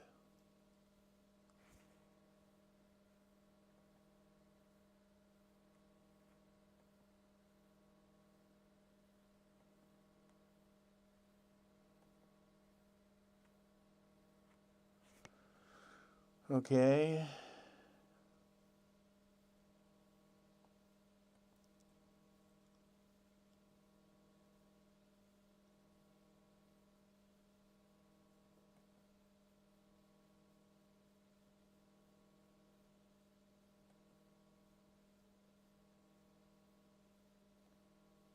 Cloud field. There it is. Take that, put that down in my favorites. Bring that in.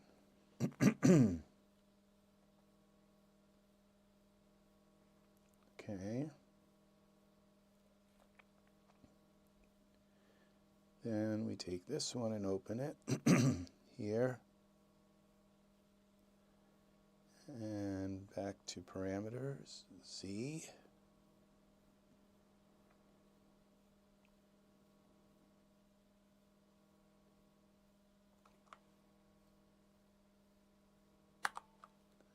This one shows which way it's going, Z. Oh, I got the wrong thing going. This one.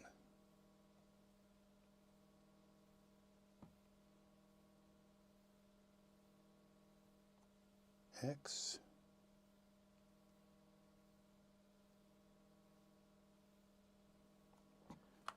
Okay, let's see what this looks like. Then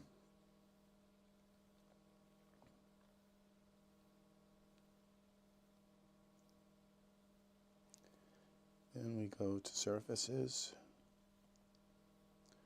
Okay, I gotta scale this up. Go back to here.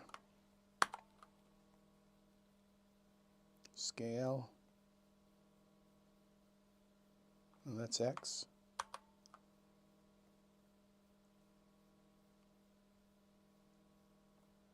Okay, Y.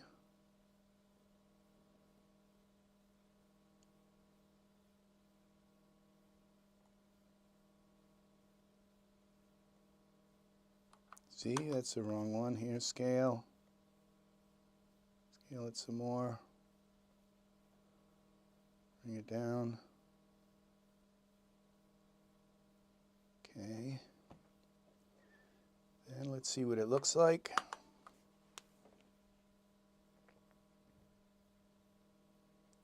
Go to surfaces. Let's do the same thing here. Okay, we need to go here. And we do the relative to size. And we bring this back up.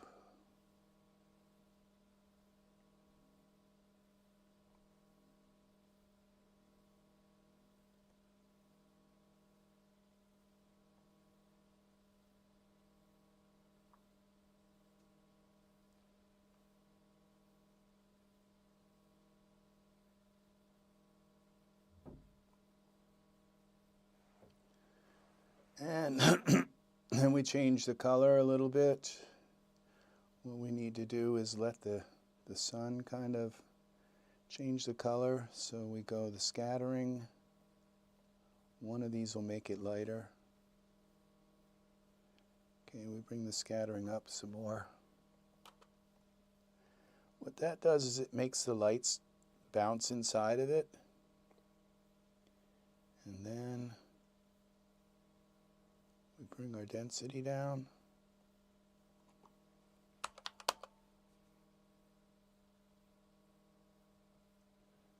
And now, now we have an issue. You see my camera has a light on it, and it just kind of like deer in the headlights kind of look. It's just lighting everything like terrible. He's not blending into the scene. So watch what happens when I add a light into the scene, and we're going to add a distant light. Suddenly we have natural lighting, okay? And we're going to take and go look through our distant light now. And I'm going to change the angle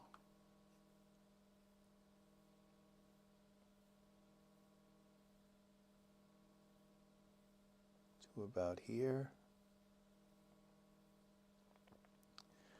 Okay, let's add a camera.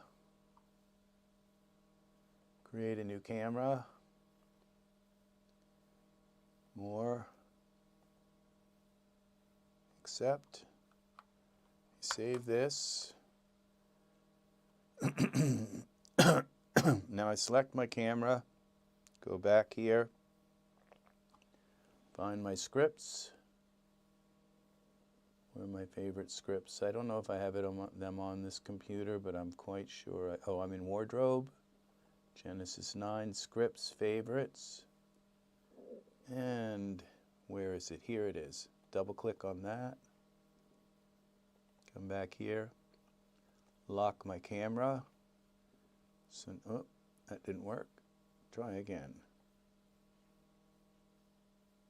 Nope. Come back.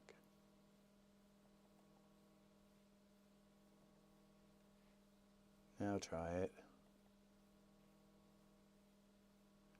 Come on. Not sure why that's not working.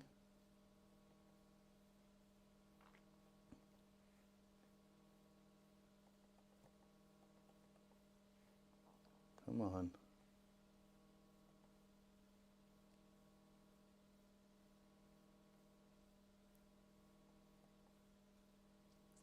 Maybe.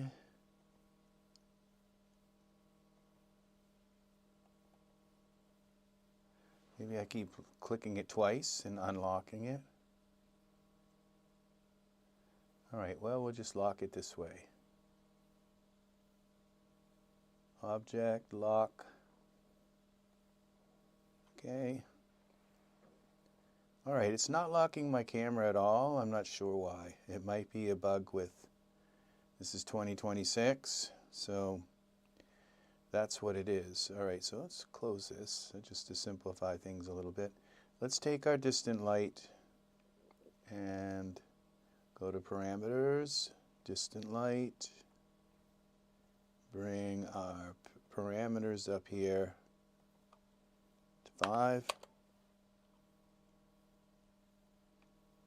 and warm it up a little bit.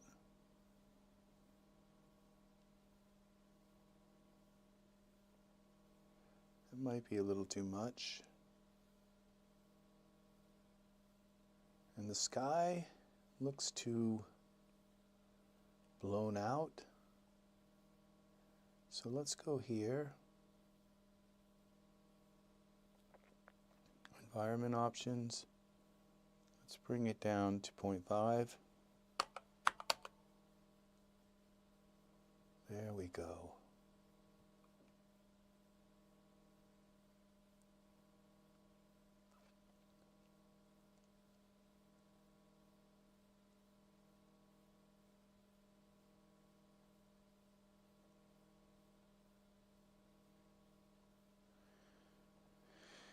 And let's go here. Let's turn him towards the camera. He looks like he's looking at us, but he's not. Y rotate. Let's try this.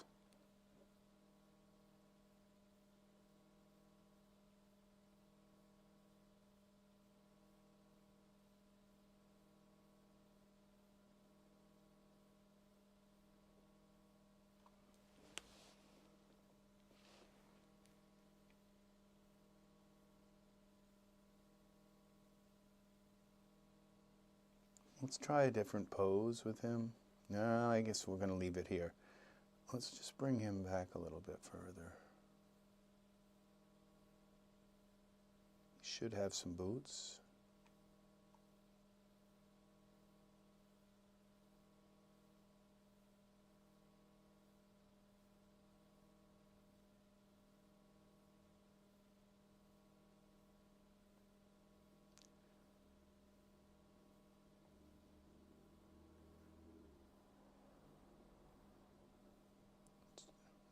I'm going to try a different shape on him.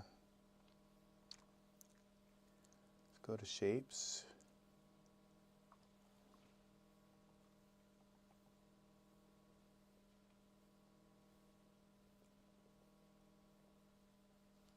Let's go with this one.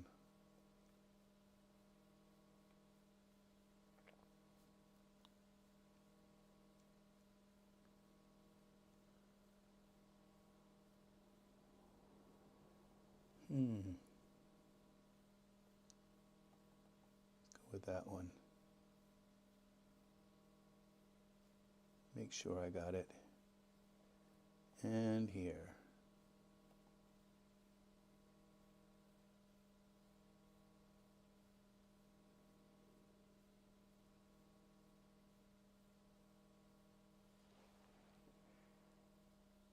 There we go.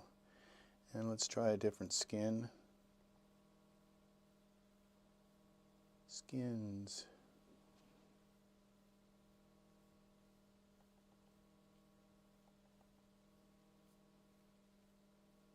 Let's go with Nathan's skin.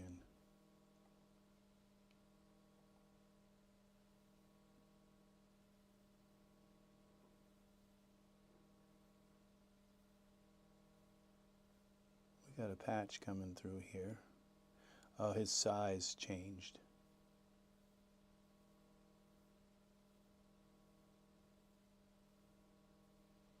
There we go.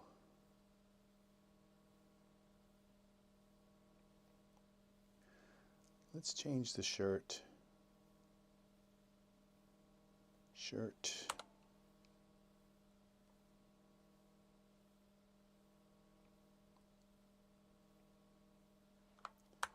Save this. He may not even need a shirt. Okay, let's get this arm, grab this arm here. I shouldn't be moving this all around with the camera, but okay. Let's grab this arm here, twist it.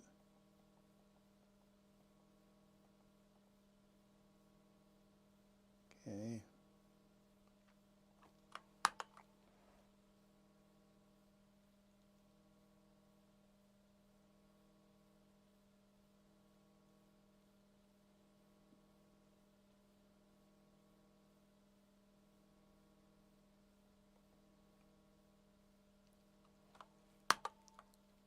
Okay, let's go here.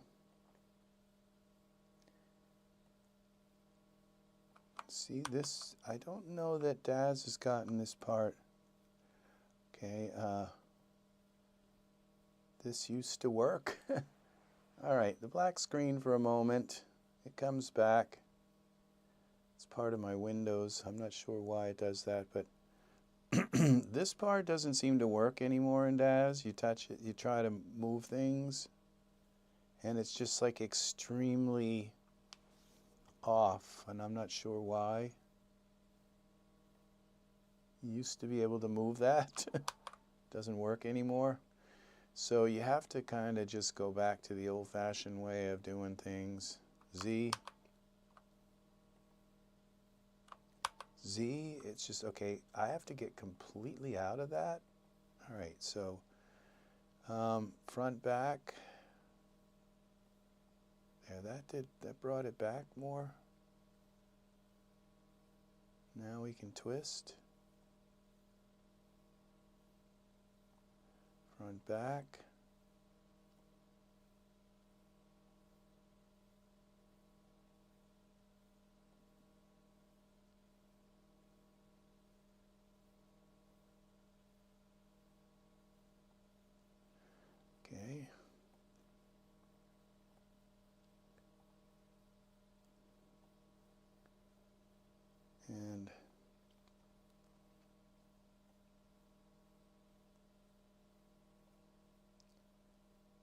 so I gotta twist him more this way.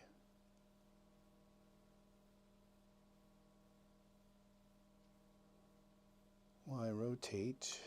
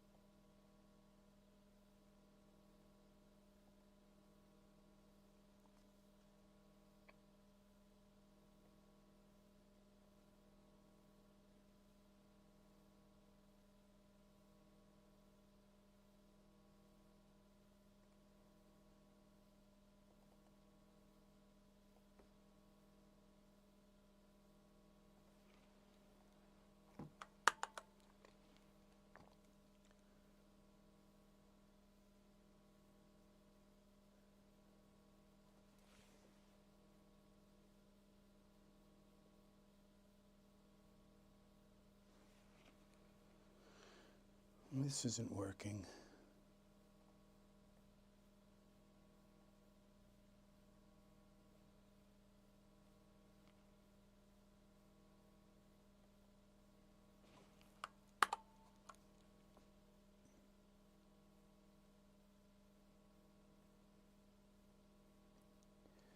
Let's do a different pose. Pose is 9. Okay, we have new 9 poses here. 9 peeps, 9 poses. Excuse me. Okay.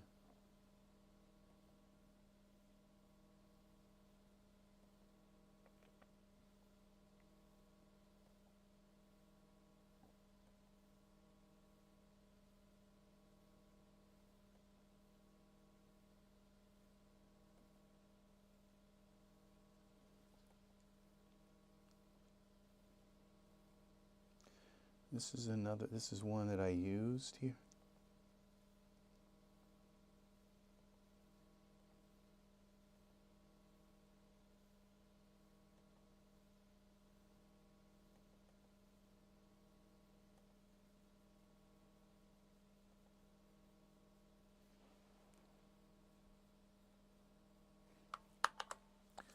See what this looks like.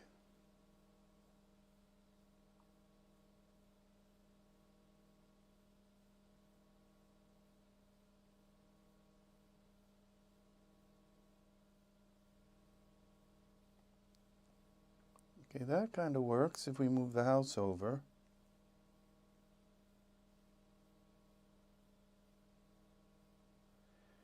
Now what's wrong with this? It's our light, distant light.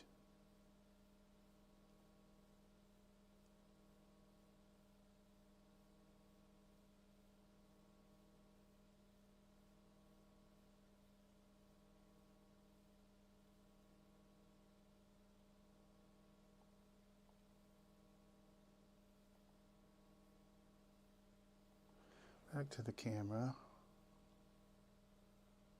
Casts a really terrible shadow.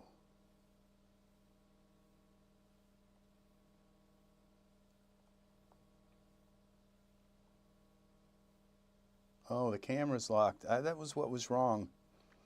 I wasn't looking through the camera. The perspective was moving, but the camera was locked. Okay. This is not too bad. This shadow is kind of terrible, though.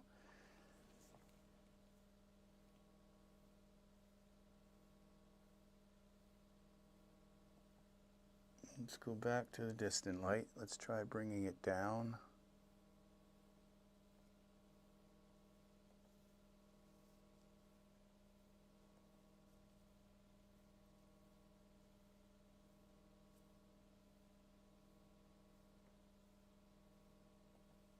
bring it over more.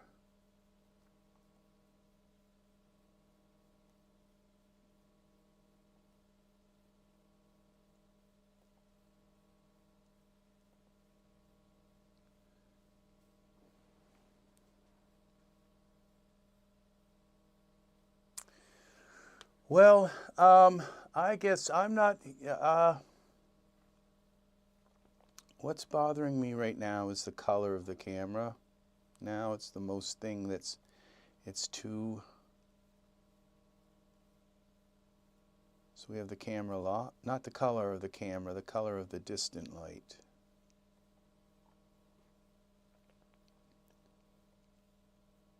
Make it more natural kind of looking.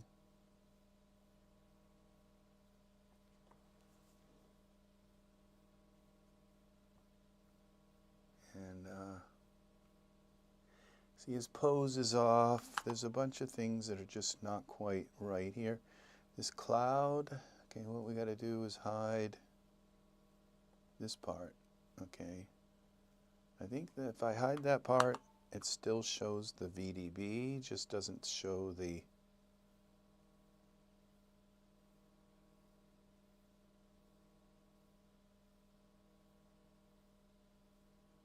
yeah, it does. It's pretty cool. That works.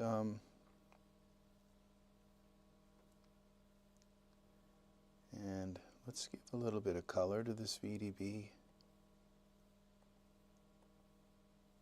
Surfaces.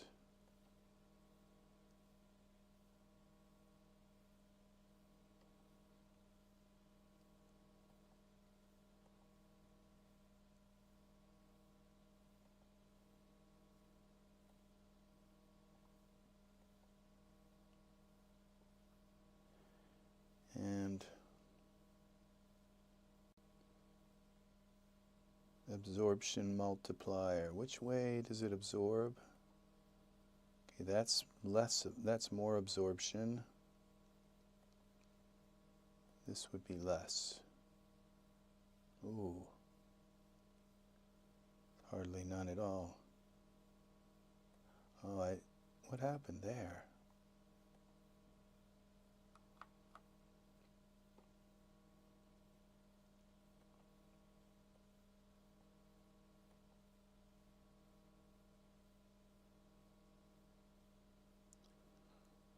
Offset.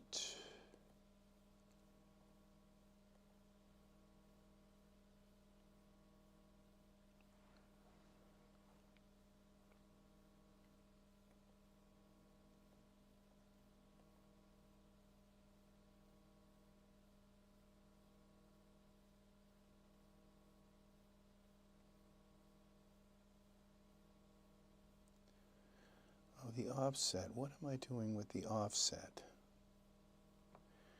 We want to do the scattering offset. Okay.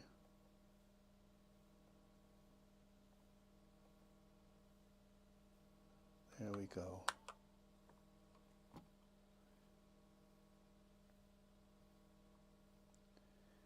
And then the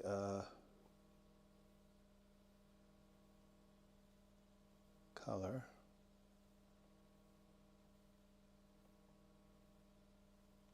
More color in there. Okay.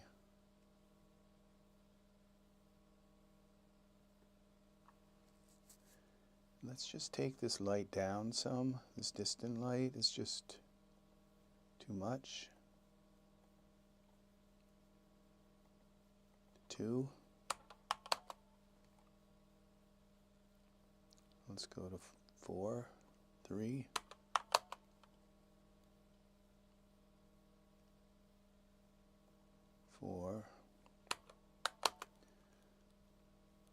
Okay, save this. Now his pose looks terrible. Go here to his arm. Parameters.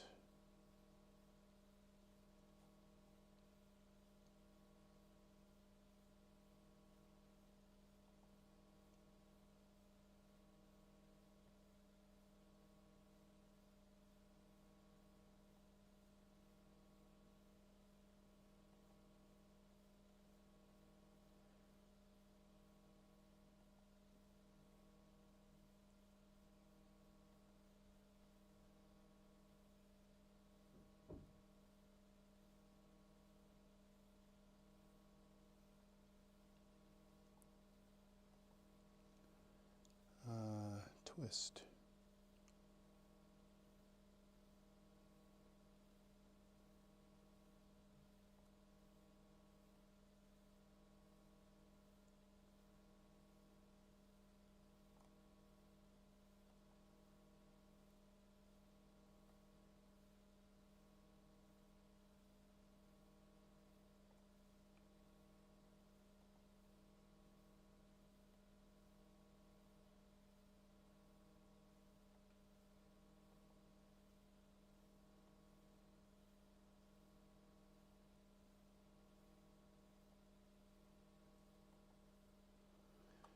Save that. I guess that's closer.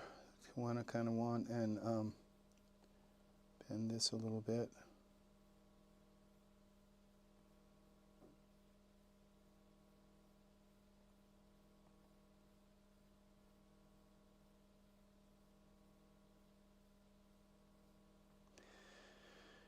Go back here, body hair.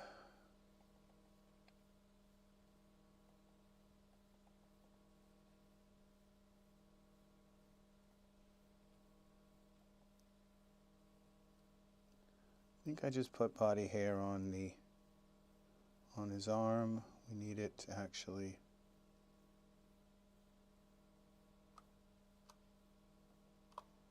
delete that.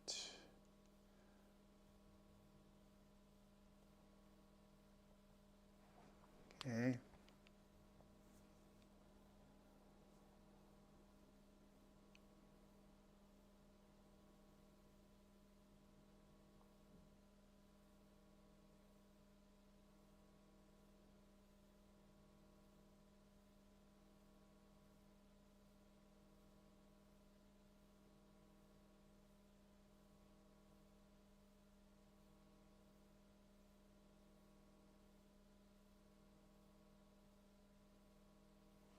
Okay. Did that snap yet? I guess it did. Snap into place.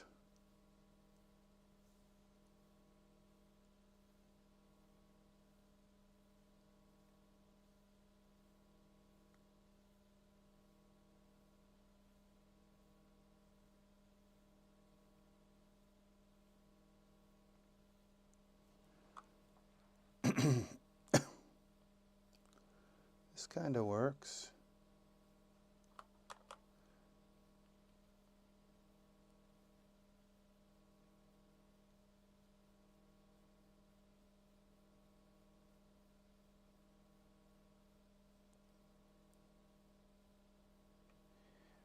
Okay, I think I got an issue with the sun. See, it looks like the sun is here and my sun is over here.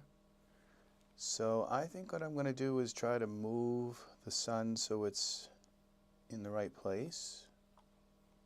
Let's go here. And look at our distant light. We're going to bring it around like that instead.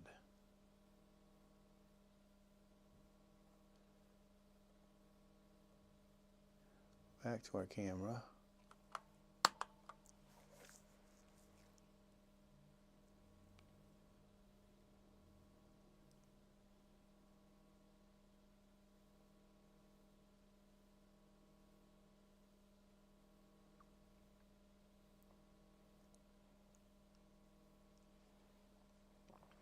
There we go. Now we can play with this a little bit more. 6, make it a little brighter.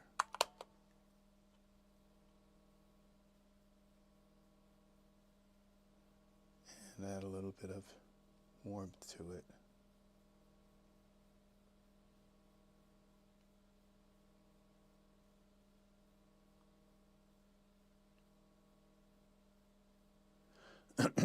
Maybe a tree here.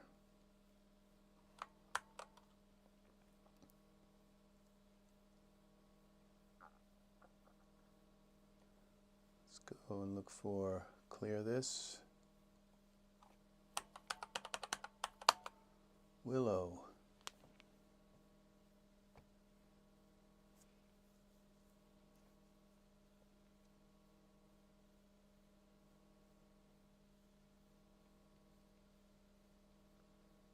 have we got here for willows? 2 pages of willows.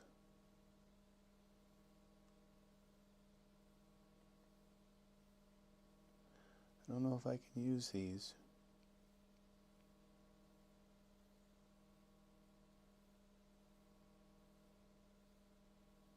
Let's try it.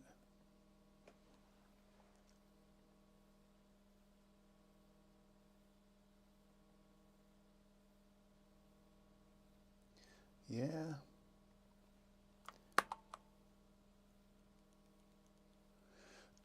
Z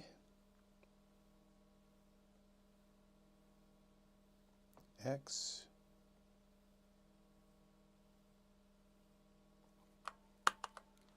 try this.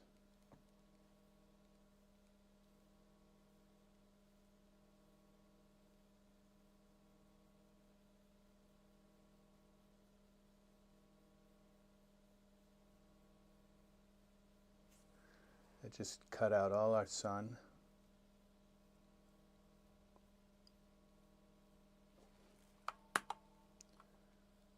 Let's bring the willow tree back.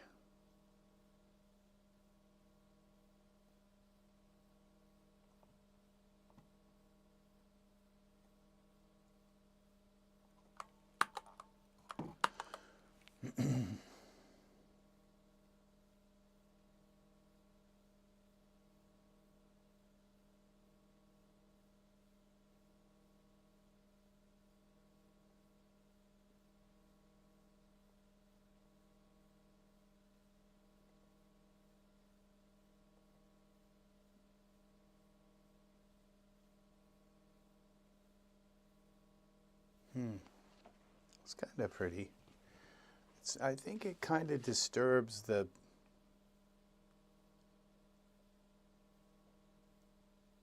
desolation of the whole scene.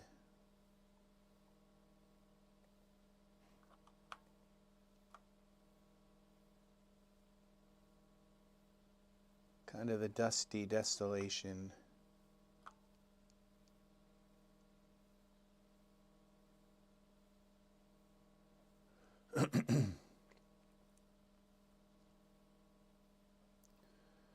Okay, let's go to fence. You clear this fence.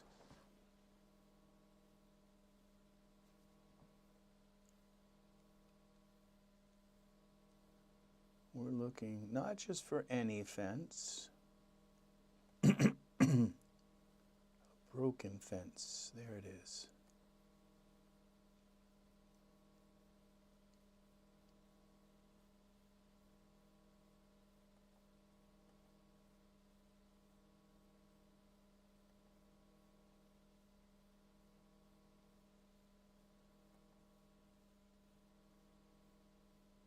Here it is.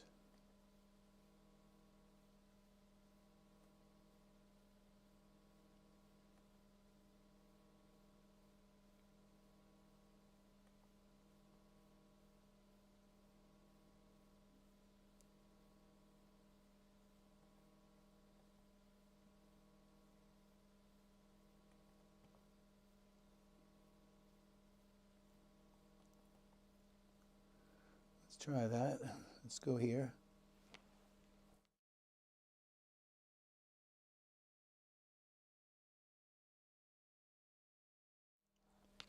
Okay. This is our Iray.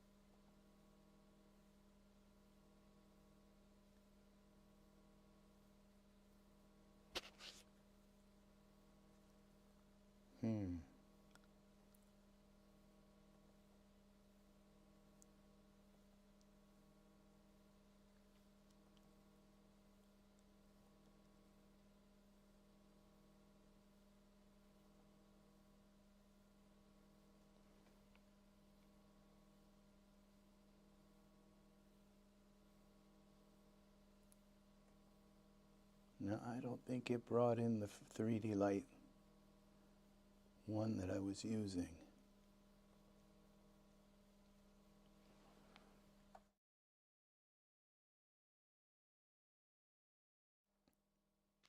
Okay, I kind of like this too. These, it's just a little junk pile.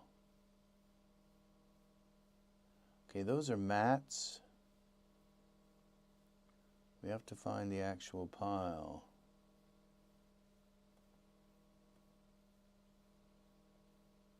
Okay, these, oh here, that's a 3D light. Let's just try this fence here.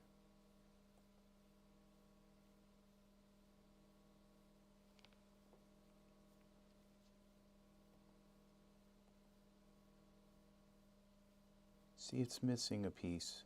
Let's go back. The piece, this one, that's Iray. Let's try this. If I go in here with this, maybe it'll bring that one in. Iray, there it is. Okay, it may have two products. These are all Iray. No, they're not. Okay. I'm not sure, but okay. That worked. Okay. Now let's bring this in.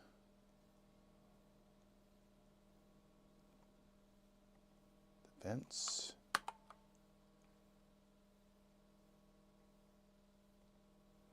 X.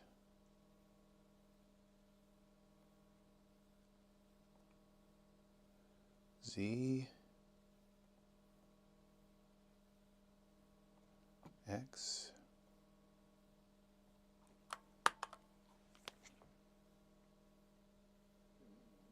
See what this looks like.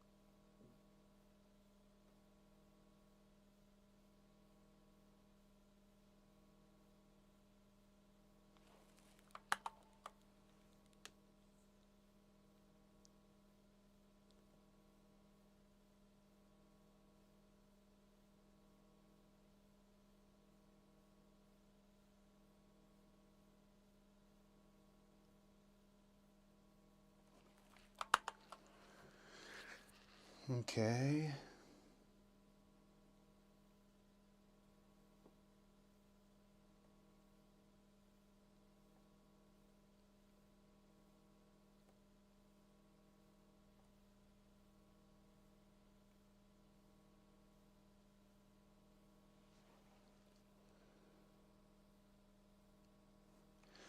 Okay, now his skin.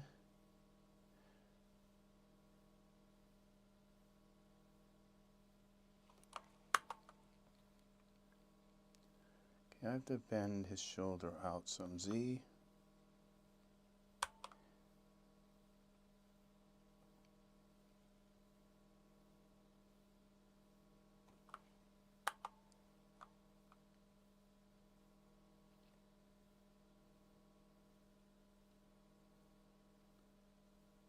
Okay, that works.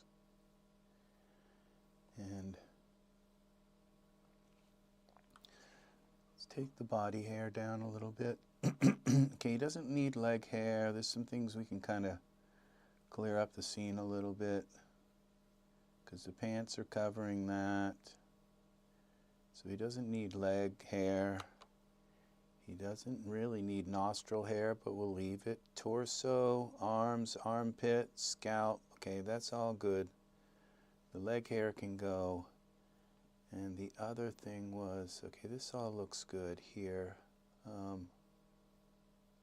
Now the torso hair. Let's just bring it down a little bit so it's not so strong torso.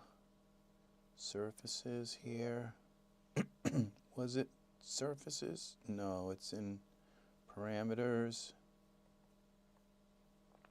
Here it is, full length. Let's see what that looks like. We got to bring the arm hair down too.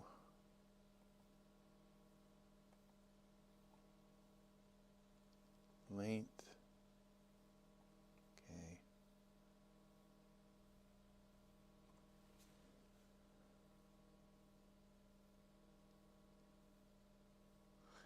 Okay, now let's take and give his body more. Save this.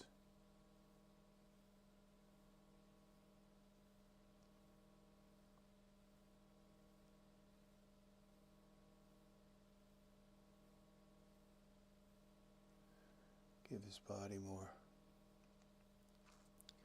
Maybe we need another piece of fence.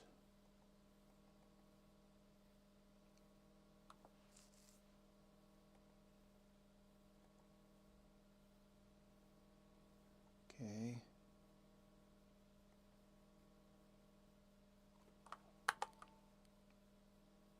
Okay, Z,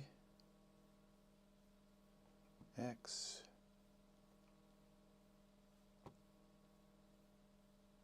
Z,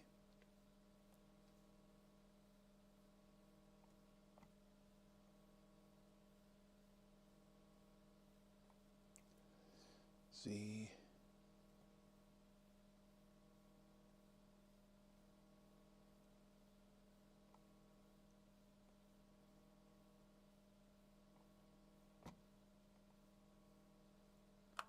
save that. Now we're going to go to his body and give him more sub D so that he doesn't have like little, so that his body is more, has more detail, more geometry in it. That should be enough. Now let's see what we got here.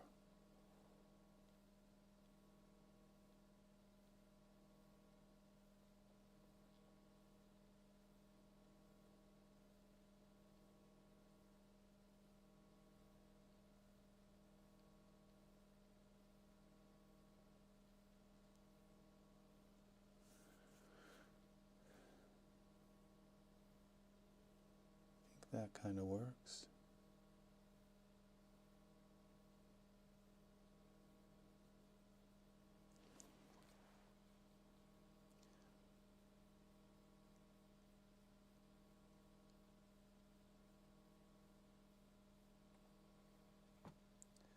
Clear this. Wagon wheel. See if we can find a wagon wheel.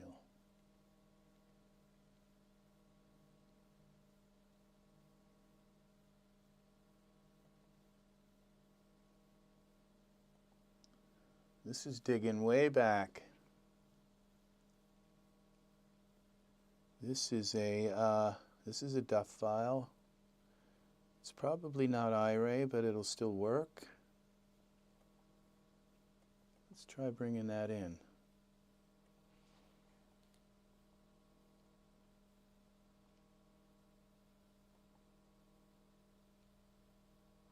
That didn't work, okay.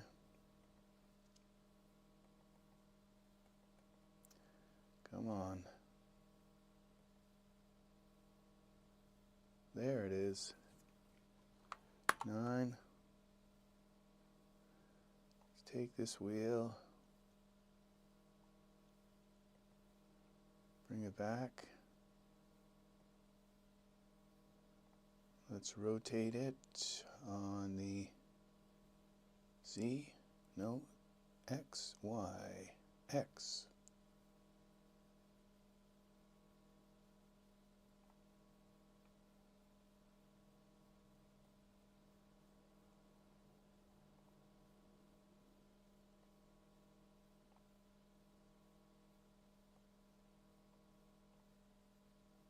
See what that looks like.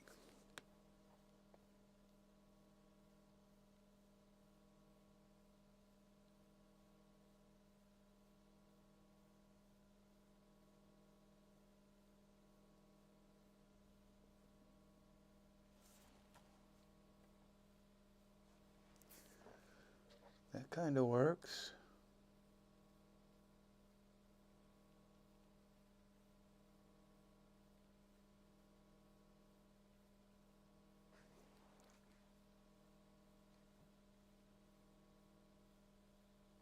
The old farm. Okay. I'd kind of think about giving him a hat, but it would cover his face, what little bit of light he's getting on his face maybe, and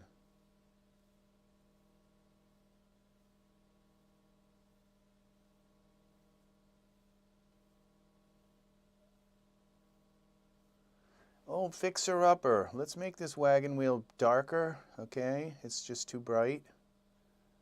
So we'll go to the wheel, go down to here, go to my favorite scripts, and bring that up here. And now we can make this darker. Accept.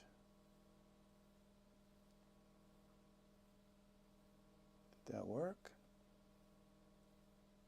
Okay, let's go to surfaces here.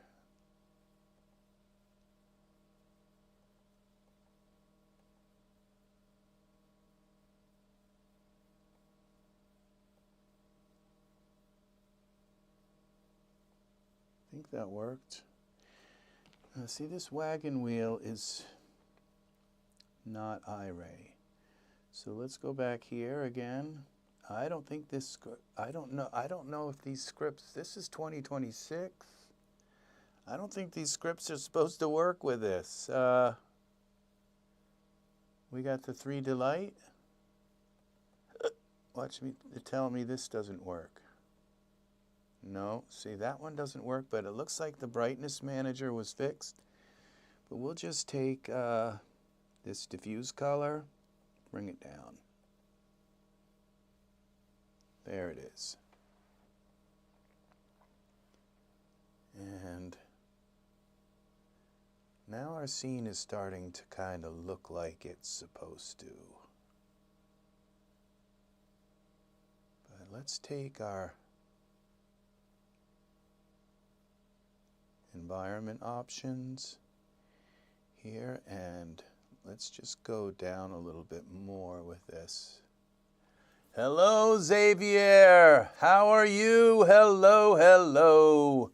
I hope I didn't miss you. Hope you didn't give up on me. I'm here. I'm actually here. We'll go back to this and we'll go 25.25. Hope you're having a good day. See, we just make that a little bit darker. And our light is still gonna come through for us. I wanted the ground to be a little darker. So, all right. I think we're gonna try some rendering here. Think we're getting there for our render. Welcome, welcome. And we can get rid of the, oh, that, we're going to keep that. We're going to get rid of the Willow. Can't seem to see that fit in here. And the old farm.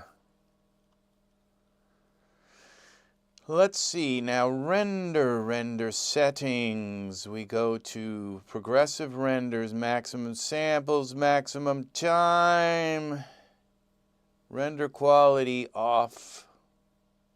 And we check our general. This is 3840. We're just going to go 2000, 2000. Save this again. Now render for me, Daz.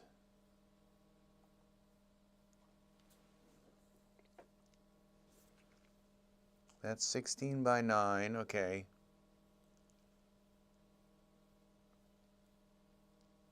How are we doing here? Let's see some render.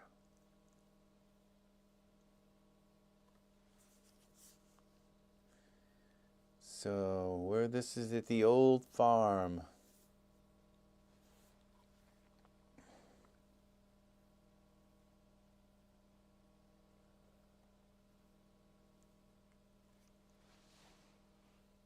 we go. Let's see what we got. His jeans look like they might need some more sub D in them. Well, let's see. Yeah, they need more sub D. See this kind of scratchy looking line here? That's kind of looks ragged. That's the geometry showing through. You don't want that. Okay, so would you like to cancel this render? Yeah. Now see this wagon wheel? It needs to be converted to Iray, but the Iray converter doesn't work.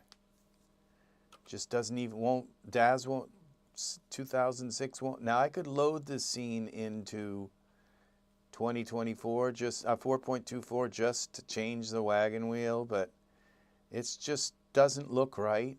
Okay, see how this kind of has a little bit of shine and stuff to it. Everything seems, this looks like blah. So it needs to be converted to Iray and then played with a little bit. Okay, we'll go with his pants first. So maybe I'll bring this into 4.24 just to change the wagon wheel. So we'll see. I have it here. So where are the pants? They would be here. Okay, we got to give them a little bit more geometry. Casual business, casual pants. Okay, that doesn't seem like I would call a pair of jeans business casual pants, but all right, I'll go with it. Parameters. Okay, so we go to parameters, business casual. We scroll down. We find the smoothing is on, generic. Okay, here we go, sub D level. Let's bring this up. Let's bring that up. See how that all of a sudden now looks smooth there? It fits. Fits the scene now. Okay, so this is Jerry. Let's close this. Which one? This 4.24 is right here. Let's open this.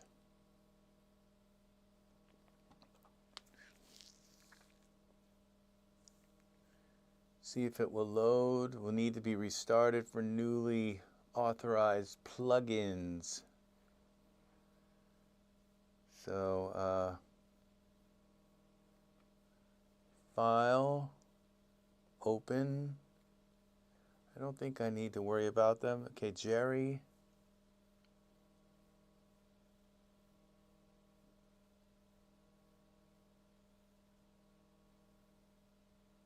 I don't see it here. All right, let's go.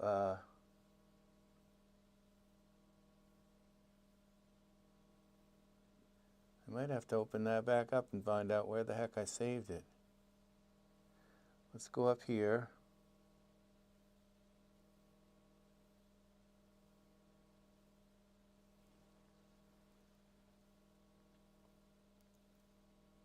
Daz renders.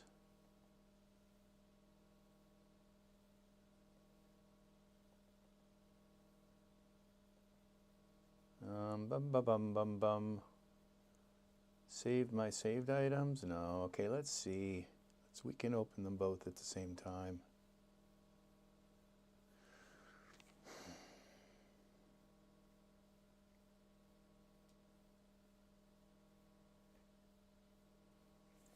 Okay, file, open. No, is Jerry here? Okay, it's not going to do that. Let's go to file, open recent, Jerry, new. Where is Jerry located?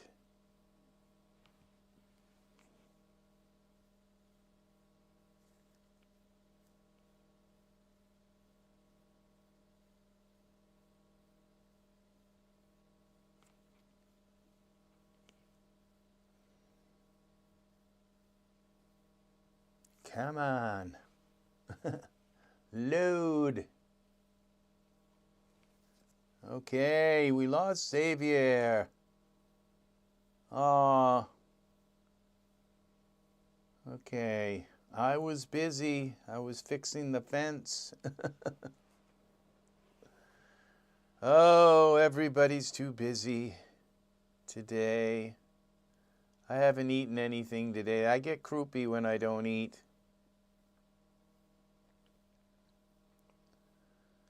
Here we go. Everybody said, oh, I got to go work on a scene. So they're all working on scenes, organizing their stuff. That is good. This is taking a while to load all this stuff.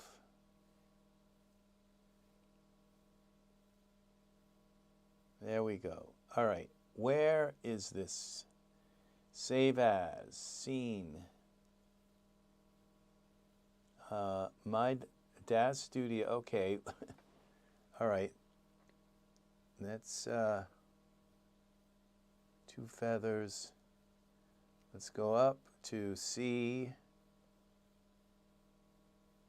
Documents, desktop. Okay, let's go to the C drive. Okay. Daz user data, Daz scenes, Jerry. Okay, let's put these, let's be on the same page, people. Is that done? Okay, let's close this. And let's see if this looks the same in Daz 4.24. File, open. There's Jerry. It should look the same. All the products are the same. All the geometry is the same. It's the same rendering engine. It should. So, except we can use our script. That is this one here. Let's double click and make sure that's there.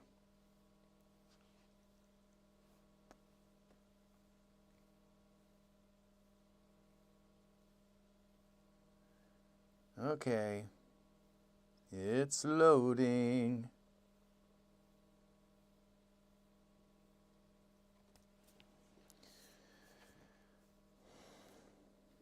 Come on.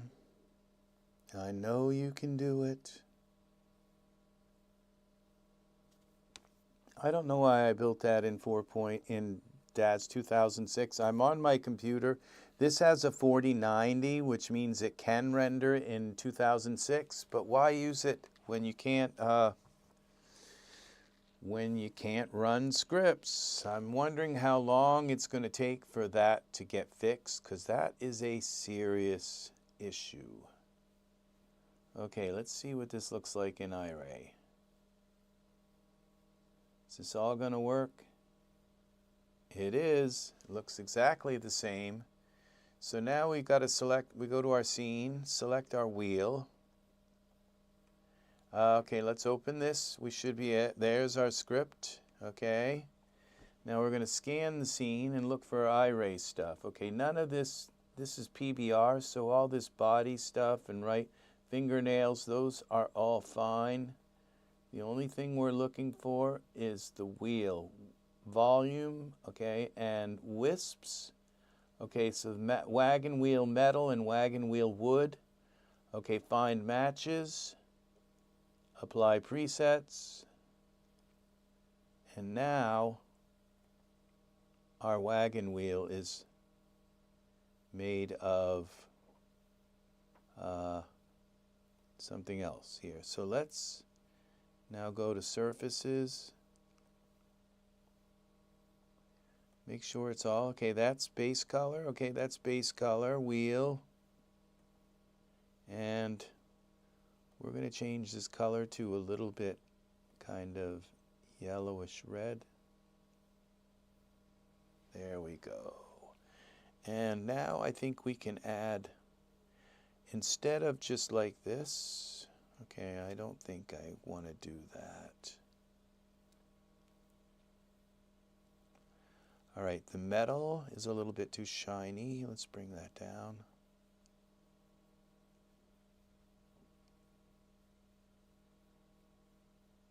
Okay, that didn't do anything. Let's go here to roughness.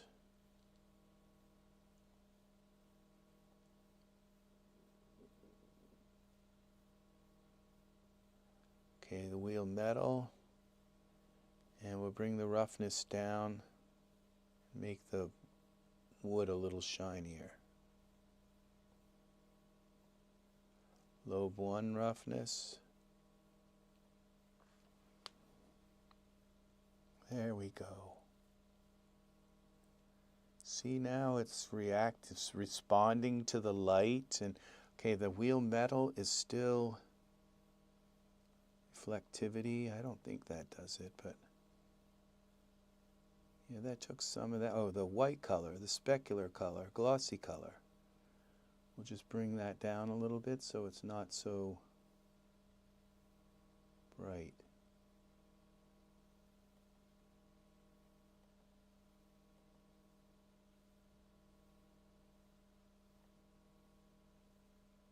Okay, that didn't do anything. Let's see the specular glossy layered weight.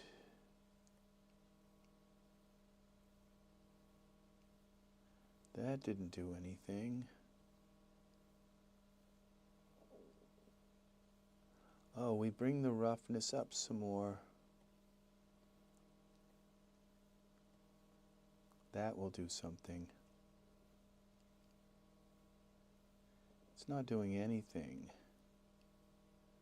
Wagon wheel metal.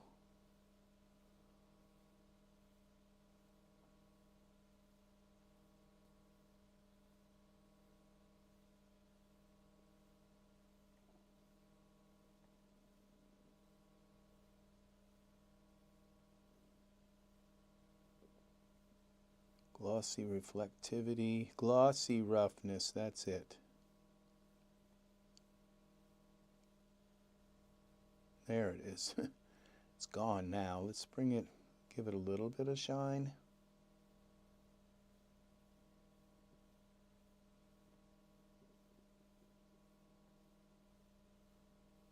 There we go. And let's bring this back up to that.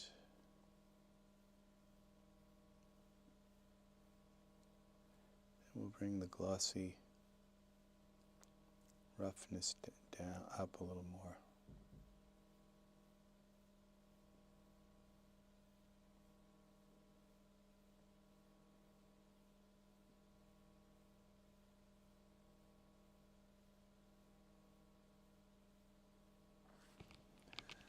Okay, I think what I want to do is go back a bunch.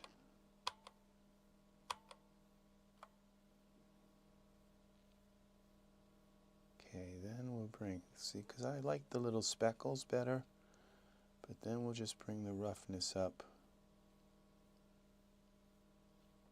a tiny bit.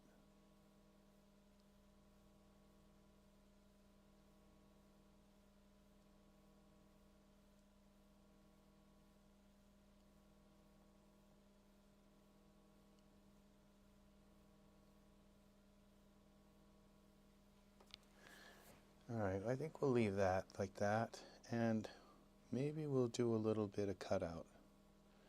Let's make it a little bit more less visible.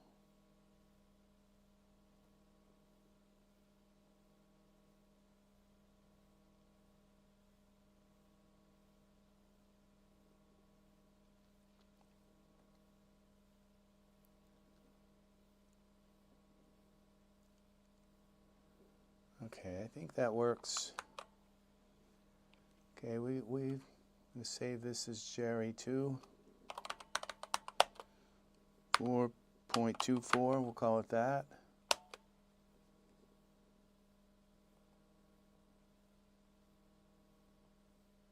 And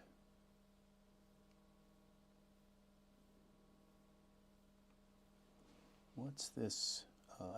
I don't know what this line is here. House.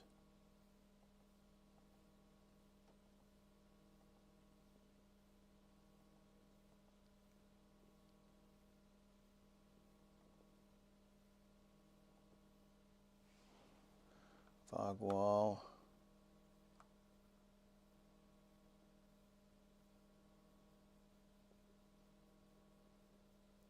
Come back.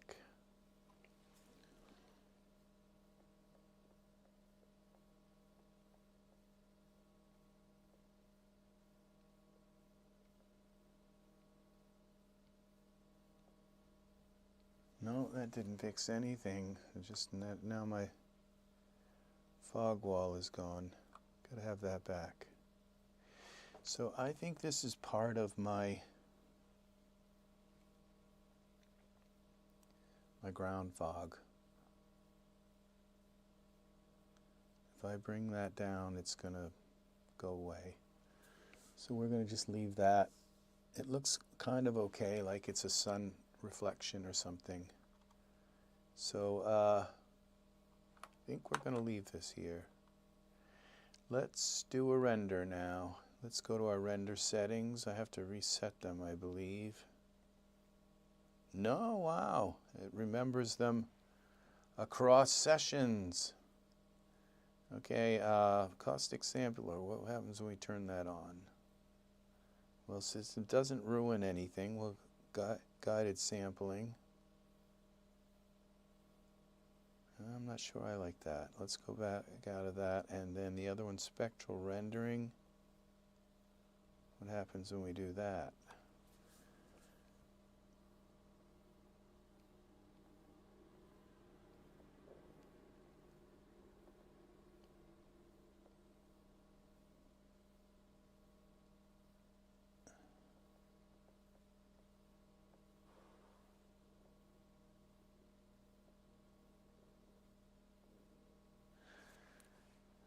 Let's let it render. Okay, save this. Now I'm going to do one more thing with the sky.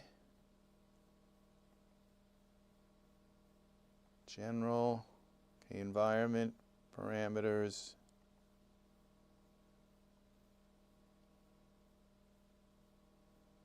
Come on. Come back, parameters. And we're going to go with this tint. We're going to give this a little bit of an orange, the sky a little bit of orange red. There, so it blends in more with the scene. Save that. And then I'm going to take a look at his hands. Camera, perspective, hands, Control L. Let's see what's happening with his fingers. That's a miracle that it's not. Okay, bend this a little bit.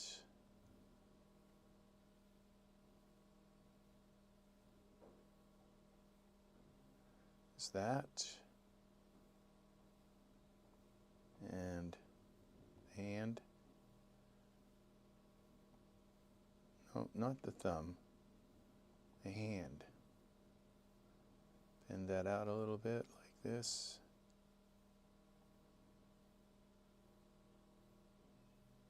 You gotta make sure you twist.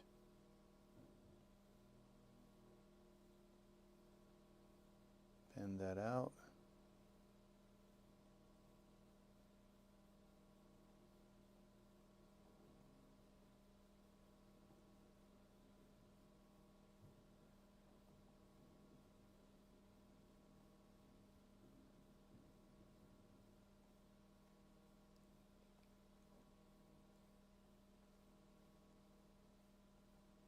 This way.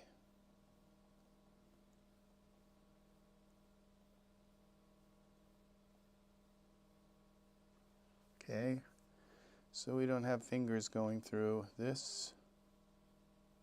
Got to go down.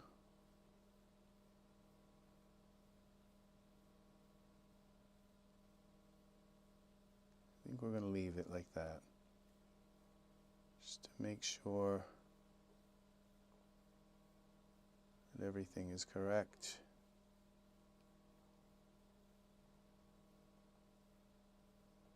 Back to our camera, save this.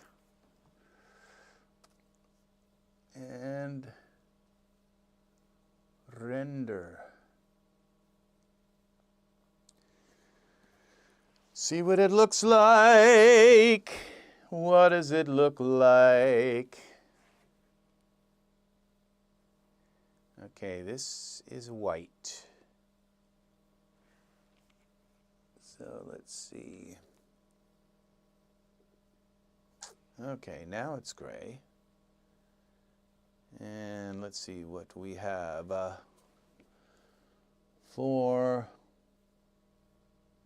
our image.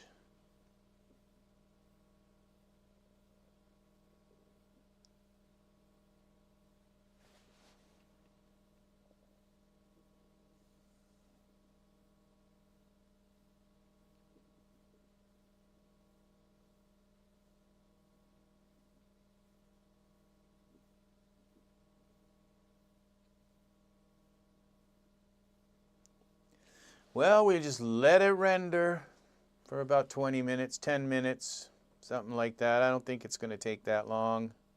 This isn't an extremely complicated scene. Let's see though. Why do we have that open still? Alternate tab. Can we get there? No. It's stuck open. Let's close this. Cancel this, yes. I gotta close, I just kinda don't like having that open. Where is it?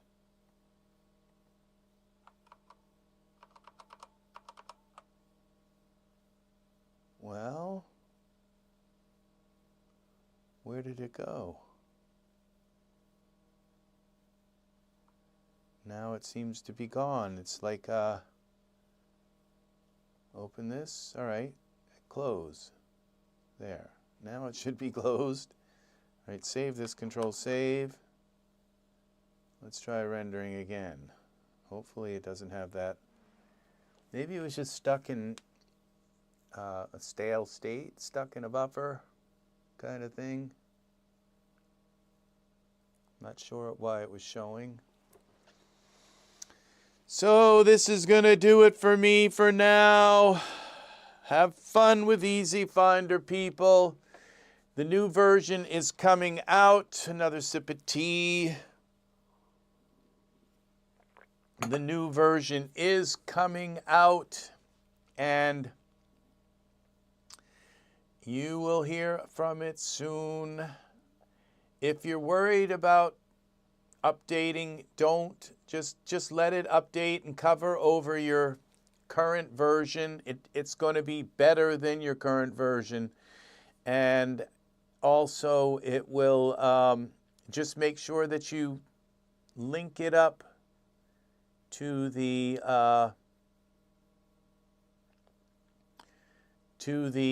your user data folder. And so this is going to do it for me today. We're going to let this render. I'm going to go cook some food to eat. And I will see you in the next EZ3DTV tutorial. I am Rex Red. Thank you very much for watching. I hope you have enjoyed this tutorial today. If you're using EZFinder, thank you for your purchase. Come on into the Daz forum. You can find the Daz forum in the PA section of the Daz forums. Let me know how your experiences have been with EZFinder.